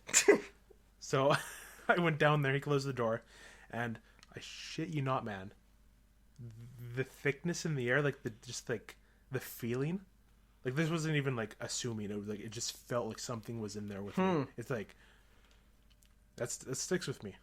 Interesting. Yeah. Yeah, no, I've honestly never had a supernatural experience. I honestly, supernatural, I find it more cool than scary. But I hear people talk about anything supernatural, and to me, I'm just like, I kind of wish I could even believe in it. The only thing I believe in, because is aliens, because I feel like it has to, like, the universe statistically is so big. It has to exist. Yeah. You know, but it's like anything else, I'm like, I don't know. It's cool to think about, though. Let's continue reading here. No joke for me was the stupid underwater fish from Star Wars Episode 1. Oh, big Jar Jar fish. That's what Jar Jar says. When they're being chased by a giant fish, and I never saw that movie until it was on VHS back then. First legit horror movie was, no joke, Halloween. I was a little kid, so probably wasn't scared back then. Just confused people. Just confused as to why he was killing these people. I think I wasn't scared of those supernatural horror films. Thank guys, and take care. Awesome. Okay, so we have a question here now. Thanks again for your question, dude. We have one from our friend Salty Dwayne. This is Dwayne here with a very important question. What are your opinions on vampires? Any favorites in media? Would you do with a vampire? Last one is for a friend.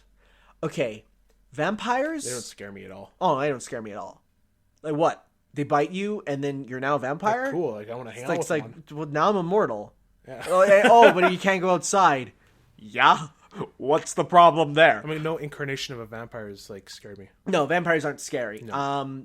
They're cool though. They're cool. I mean, especially hey, Castlevania, goes into vampire politics, and it's really interesting. My favorites in media. So there's a book, The Passage, is about a vampire virus. Okay. And there's these, they're not like vampire, like, but they're like monster vampires. Okay. And they have like, see, my vampires are going to be quite different when I get to mine. They have like the elongate. What's that word?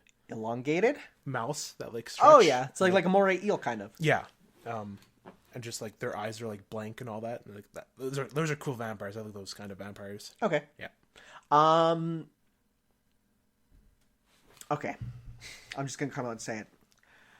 Morgan from Darkstalkers. Actually Lilith. Does it answer the last question too? Hey. But there's a couple that are really good that are on the same level, but not exactly. The first one is, what's it called? It's a whole anime about a dude who falls in love with a vampire, and she's like she's kind of like just the weird girl in class. She's like tall and lanky, and she's just the weird. She happens to be a vampire, and is it My Monster Secret? I think it has a bad English name. Yeah, there we go. My Monster Secret. The vampire girl in that, she's great. She's just the weird girl. And so how you deal with her as the weird girl being the vampire, which is good. She's good there. And then the other one is from, is it Daily Life with Monster? No, not Daily Life with Monster Girls. That's the weird sexual one. What is that one with the monster girls in this? So there's another anime with monster girls, but it's through the perspective of a teacher, and they're the students, and there's only 3 of them in a class, and it talks about how he, as a teacher, differentiates their education to fit their needs as different species. Huh. And so it's a huge... this anime, I used it in university. Oh, no. Because of the fact that it talks about how we change up schools for inclusive education for learning disabilities by instead saying, okay, instead of a kid with autism, it's a kid who's a vampire. How would you differentiate the cost for that? And it's actually so good. Huh. As a teacher, it's amazing. I wish I could remember the name. It's gonna be a risk. It's gonna be a bit of a risky Google. It's a good thing it's not visible. Monster School. Yeah, that's an Interview with Monster Girl. So this girl's the vampire. Okay. Her sister is not. Her twin sister is not a vampire. She is, and so it talks about how do you, as a teacher, take care of the fact that, or there's a girl in the class who's a Doulahan, so her head comes off. Okay. And as you do. So for example, how does she carry her books? She has to carry her own head. She can't put it on her body. How does she carry her books? What things can you implement to allow her to succeed as much as any student without giving them preferential treatment, but to ensure they're able to work on the same level? Okay. It's called Interview with Monster Girls. Huh. And it's wholesome. It's not a weird sexual thing, not like Daily Life with Monster Girls. Don't get them confused. This one is wholesome, and it's an amazing allegory for the ways we differentiate education in schools. Okay. It's dope. So this girl here, the vampire, she's hilarious. She's the crazy one. So she'll put on a cape and be like, I'm a vampire, and then the teacher's like, can you just be normal for 1 minute, please? We're trying to learn math. It's great. Yeah. Cool. There's some good anime vampires out there, for sure. Cool. Oh, and then of course there's all the JoJo vampires, like Dio. Yeah. Cool. Okay. Thank you, Dwayne. That went deeper than I expected. Hey, we got one from Colton. Dear Ships Worldwide Cast, this question comes from a long-time listener, first-time caller, Colton. Seeing as Halloween is now upon us, I was now wondering if you had an experience that was particularly scary. I myself had an incident a few years ago with sleep paralysis and hallucinations involving a shadowy figure standing at my doorway watching me. I have not had anything that terrible ever happen, and that is terrifying. That's something similar. Okay. Needless to say, I was pretty terrified of sleeping for a few days. Thanks for reading. I'm looking forward to listening in. Not anything that bad. Okay, no. I actually did have something that actually... 2 incidents that freaked me out as a kid.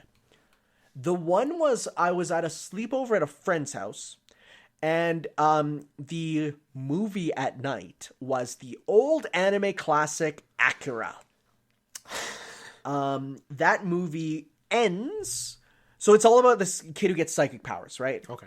It ends with his psychic powers going out of control, causing him to balloon up into a giant flesh monster threatening to engulf the city. Oh. I was like 9 at the time, and I was like, oh, it's an anime. It's like Pokemon and Dragon Ball. And it ended with this like truly like horrific ending. And I couldn't sleep. And I couldn't sleep after that because I couldn't stop thinking about it. Wow. And like that was for me, like that was like, it's not an experience with like sleep paralysis, but like I couldn't sleep because every time I closed my eyes, I thought about it again. And like that was rough. I can't even watch that movie again. And it sucks because it's a classic, but like it freaks me out. So like, yeah, that's one. Okay. One for me. This was recently after my my dog passed away, so I was kind of like not doing the best. I was sleeping, and I play music when I sleep. Oh yeah. So I just pulled like a Wind Waker relaxing music. So this prick decided the sealed Hyrule Castle song was relaxing, right? So I woke up, but I didn't wake up. But it felt like there's something on my chest holding me down, and I could not go up, but I could move my head. Oof. And that sealed Hyrule Castle music was playing. Freaks you out now? It doesn't. The song. It puts me on edge, but I'm like, okay, whatever. Okay, interesting. But like, why did it have to be that song that was playing when that was happening? You know. You know what I'm talking about, right? Like the. Yeah. Oh yeah. Yeah. That was pretty terrifying. Okay. All right. Thanks for the question, dude. We got one from Nino. Another question from ya boy Nino. Spooky times are closing in. Oh wait, I have to do it with a New York accent, right? Another question from your boy Nino. Spooky times are closing in, as is the day for people to look like weirdos on... Oh, what? I don't agree with that. I love Halloween. Look, I'm just going to read normal because I can't really do a New York accent. Okay, as is the day for people to look like weirdos on purpose without judgment. I've been playing Castlevania Requiem 2-pack a lot since it came out, and while playing Symphony of the Night for the first time, I got utterly destroyed by the green dumb beam shooting skeletons, the Nova skeletons. Those guys are the worst, leading to a game over. I generally don't like game over screams. Hey!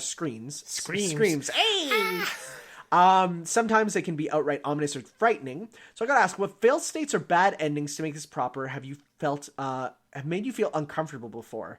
I got a big one. Notable ones for me are not doing dungeons for deadlines in some Persona games. I swear it was me looking them up. I never actually failed one. Yeah, no, like I'm too afraid to get to those.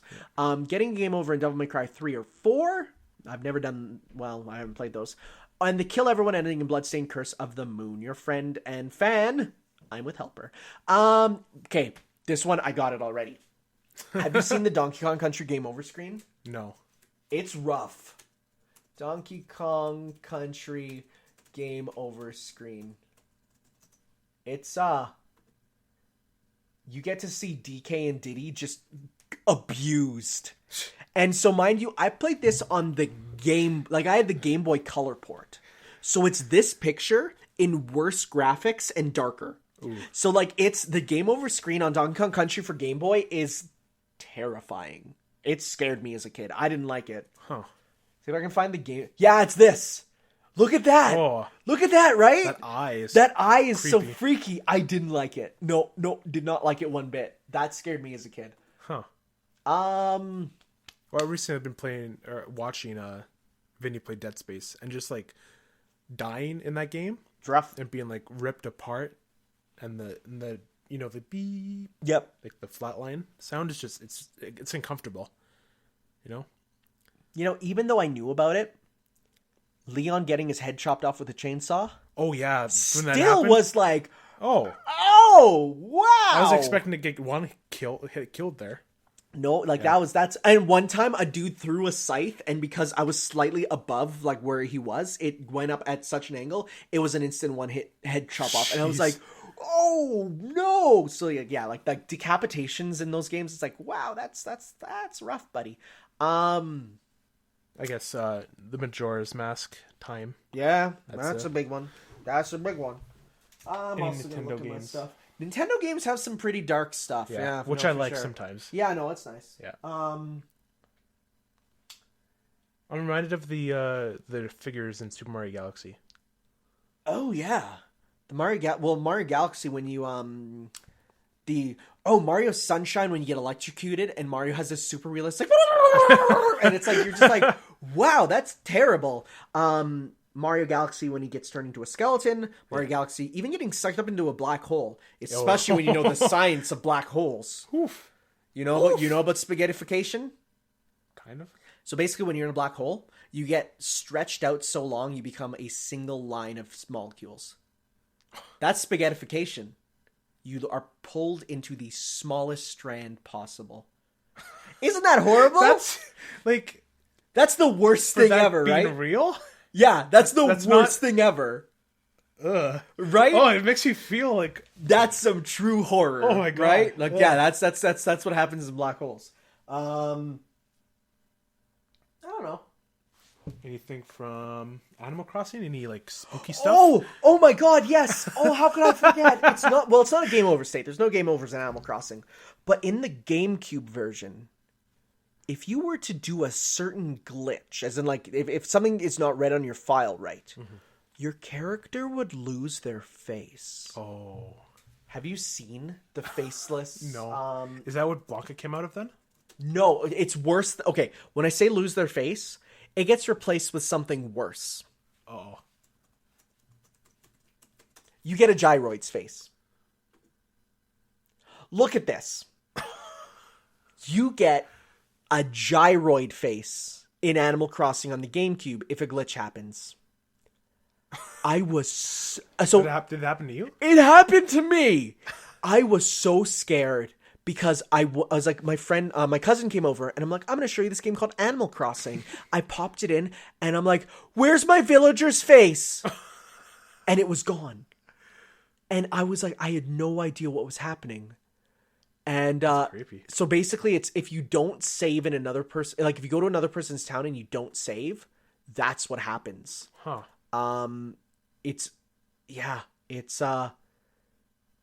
Oh yeah, well that someone made a creep. Of course there's tons of creepypastas about it, but like it's scary. Also you lose all your items. And okay, Nen, you know that one character, that one bunny who looks like a gyroid, she was in my town. I thought she like cursed me.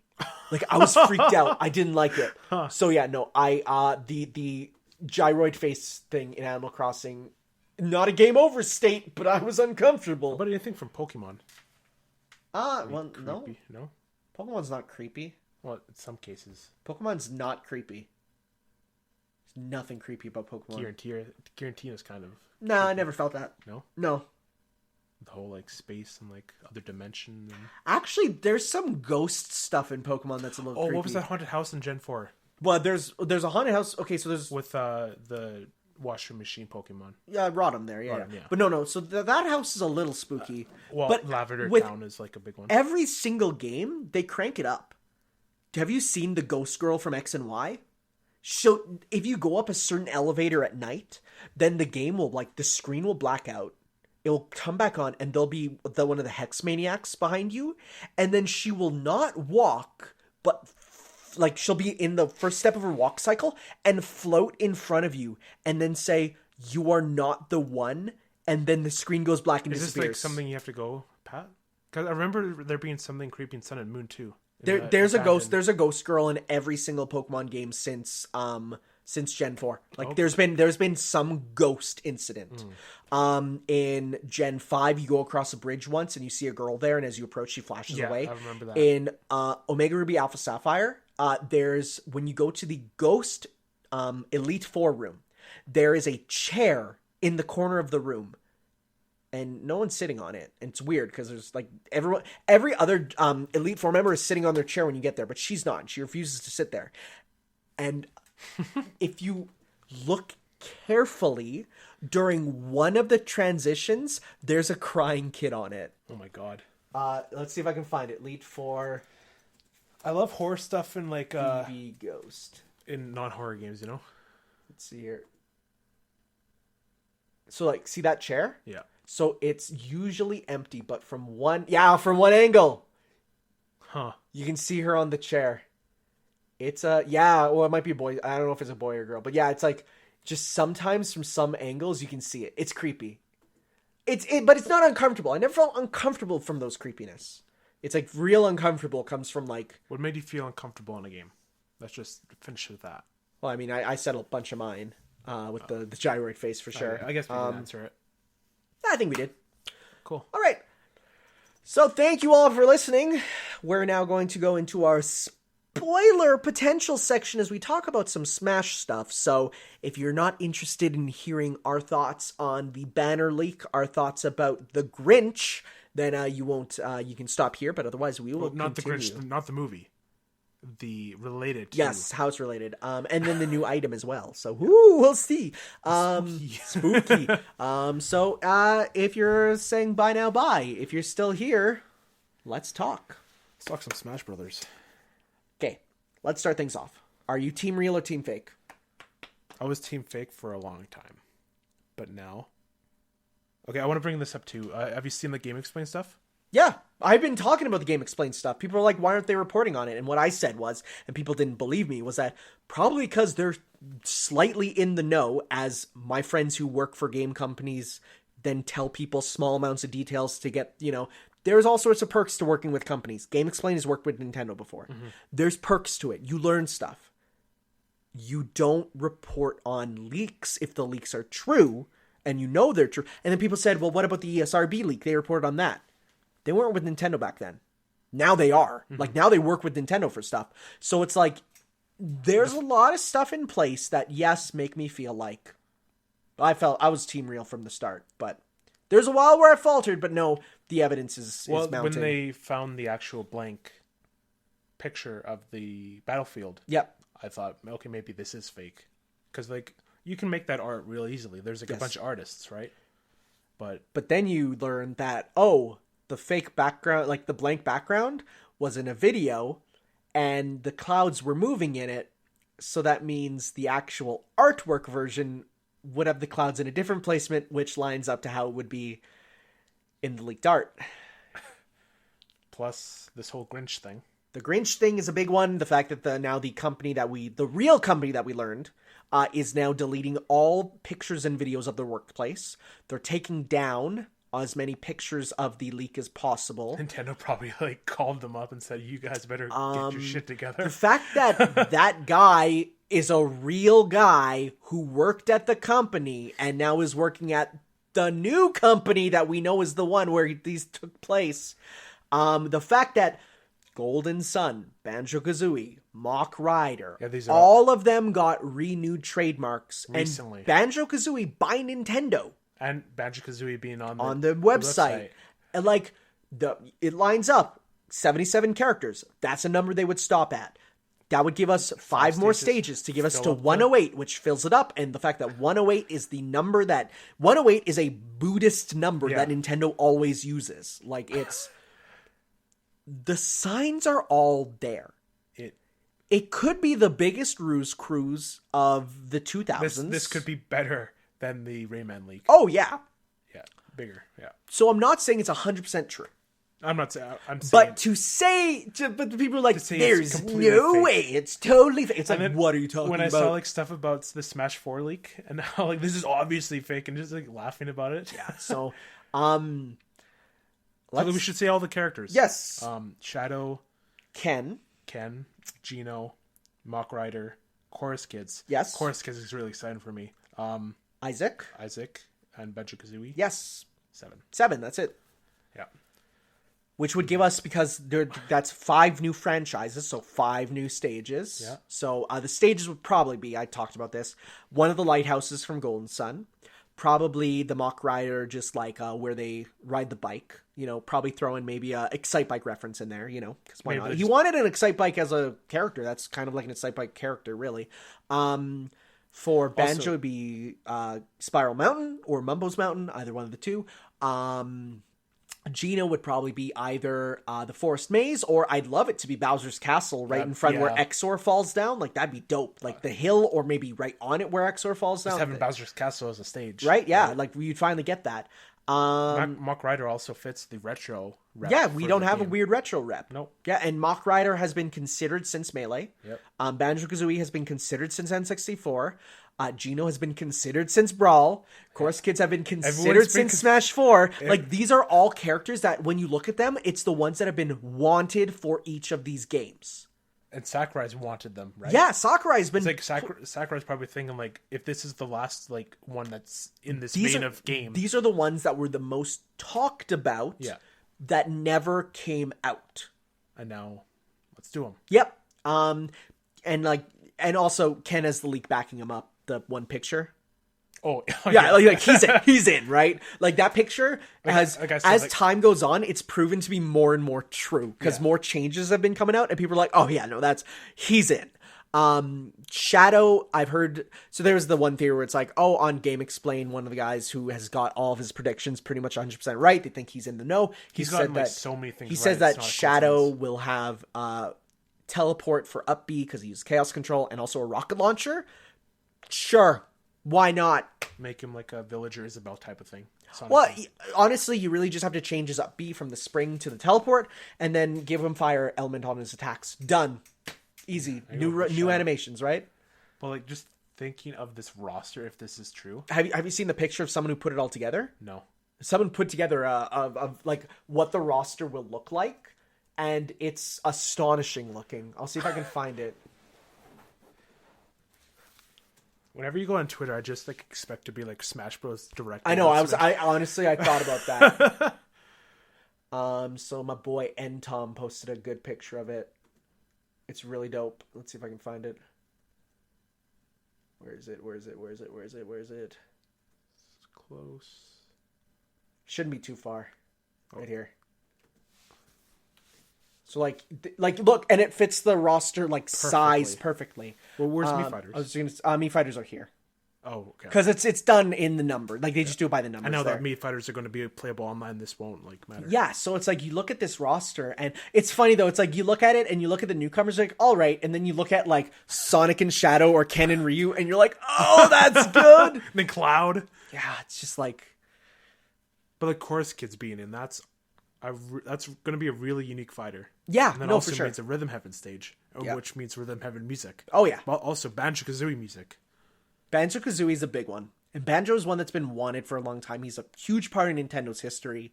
You know, that's one that, yeah. And looking at the artwork, it looks like it's the old, like, that render of it. It's not the nuts and bolts where they got, like, squared up designs. Like, it's the classic art. Have these renders been found on the... No, God, no. Like, none of them? None of them. People have been looking. People thought that the shadow... Like, these aren't the renders. They just some through the other. But the shadow render looked like... one of my friends, he does Sonic renders of just, like, he'll just make art for them. Just, like, to... He says, like, I make them so that people can use them for videos. Like, just steal them, right? I guess they're not renders. They're just drawings, but... Yeah, but no, he makes renders, and someone thought that one of his renders was stolen and used for it, because like he made, like, you remember there was that one Shovel Knight trophy leak in Smash Bros. Wii U? Yeah. He made that. Okay. And like someone just stole his Shovel Knight, and he's like, yeah, like that was me. Like, he owns up to it, right? But no, he made the Geno of, you've seen the Geno leak of Geno kind of looking over his shoulder? Yeah. He made that. Like, that's his model. So it's like he's come out and he's like, no, none of that is me. So it's like, there's so much lining up. People have like even noticed that, like, on the document where you look at this, the circular thing that it's going on is the already circular thing that Nintendo's using to advertise Mario Galaxy. Wait, say that again? What? I mean, Mario Odyssey. Oh. So like it's on a big circular, like it's the blueprints for a circular thing that goes on the ceiling, and then it's like a big round, like, disc on the ceiling, right? Yeah. Nintendo was already using those for Mario Odyssey. So like that they have those, but they're just rebranding them now. So like the evidence is lining, and then we got the new item that was in the Wendy's thing, which is the growth psi energy. Everyone's from Golden been saying, Sun. like, it might be this, but it just comes back. No, it has to be. Yeah, people are like, oh, it could be the healing field, and it's like, no, the healing field looks like a bulb when it's out there. Like, it has to be. This is the final roster. Did you hear what someone said about it might do though? You throw it in the ground and it makes like a plant appear, and then why would Sakurai make it so characters can attack on ladders unless you can use ladders more? So people think it spawns like a ladder that you can climb up. That's cool. Right? Like, that's dope. So there's a lot that's looking to be like, I don't know, man. Like, if this is the final roster, that's the best roster in games. And this is without DLC. Yeah, like this is huge, right? We're probably getting Springman. Maybe Rex and Pyro. I'm saying maybe. There's always, honestly, they could go above and beyond to see where they go with from here, you know. Who do you think the last character is going to be revealed? I think it's either going to be Gino or Banjo-Kazooie. Banjo. Yeah, because they're gonna leave, because he's the last third party rep. They're gonna leave him right till the end. Yeah, you know. I think it's gonna start with probably Isaac. Maybe. You know what they might actually do? They might make another twofer trailer where they just like it starts off with a CG trailer and it gives us like Isaac and Gino together or something, right? Because this is gonna be in one direct. Oh yeah, all of this. So it's gonna. Yeah. So I think they'll just do it's gonna be such a big direct. Because it's like technically the Villager and Mega Man CG trailers are the same. Yeah. Because they're all from the same trailer, right? So it's like it could be something like that. But it's crazy seeing like Simon and Richter along like with like the already confirmed characters. Yeah, the already confirmed ones are amazing, and it's like then I always forget Crom is in though. Yeah, me too. I forget Crom is in. I always forget Daisy's in too. Oh right, yeah. It's there's Snake. Also, did you notice it lines up with the full original roster at the top? And Dark Samus. Yeah, well, that's another thing that people pointed out is pointing to like this is looking to be real. Like it all literally lines up. So it's like, man, like seeing Mock Rider's just like. What? Well, but that's how we reacted when we saw Duck Hunt. But that Mock Rider, it's on the artwork, so that's gonna probably be a second color. They actually use the in-game Mock Rider instead, because so that's the Mock Rider that's on like the cover art. But the Mock Rider that they're going with is the white one. So not this one, but this one. So this is the one that they're actually going with, like the white helmet and the blue suit, the in-game one. But like then the one that we see in Smash Bros and Crusade, yeah, that's the alt there. That'll probably be the alt. Oh yeah, and Mock Rider is also secretly a woman, so we'll see if they keep that. Because they did the Samus thing with Mock Rider years before Samus, and then they said, oh, by the way, well, I guess that didn't work out well. We're gonna do it again with Samus. What is this? Oh yeah, it's just the art here. And they like fit on the banner too. Yeah. Like when people said like the Mii Fighters disappeared, they just got moved over here. Yeah. So where they're all together. Yeah, no, it's oh man, Ken Shoryuken by Yoshi. Like, come on, man, it's so good. Mock Rider took me a little bit to see him because I was thinking it's this version, but now that you see like helmet, blue, and then he's on his bike. Oh, I do see the bike now. See, now you see it, right? Like, it took me a little bit to see it. People pointed out, like, the Course Kids render is entirely new. No, I thought people thought it was, like, fake. Or not fake, but they found an exact copy of it. Nope. That's, as far as I'm aware, it's not. Of course, Ken's would be Shoryuken because that's his go-to move. Yeah. I don't know, man. I don't know. It's looking to be pretty real. This roster's insane. It's incredible. And we have 40 days left until this game is out. Yep. So we're definitely getting we have to get a direct. I think early next November. month. Yeah. So not much else. I guess we can talk about the new music too, because we can talk about it. Pete said it's either going to be early November or a week before the game comes out, but I don't think it's going to be a week before because they want to advertise that, hey, Banjo's in this game. Yeah, for sure. For a while, right? Like, okay, let's talk about the 3 songs that we missed. Eid Purpose. I didn't know that. I couldn't realize so, the difference. Okay, no, it's just a remaster. Is it Eid or is it Id? Eid. Oh, I've been saying Id this whole time. I don't know. I could be wrong. Because it's like Id, Ego, and Super Ego.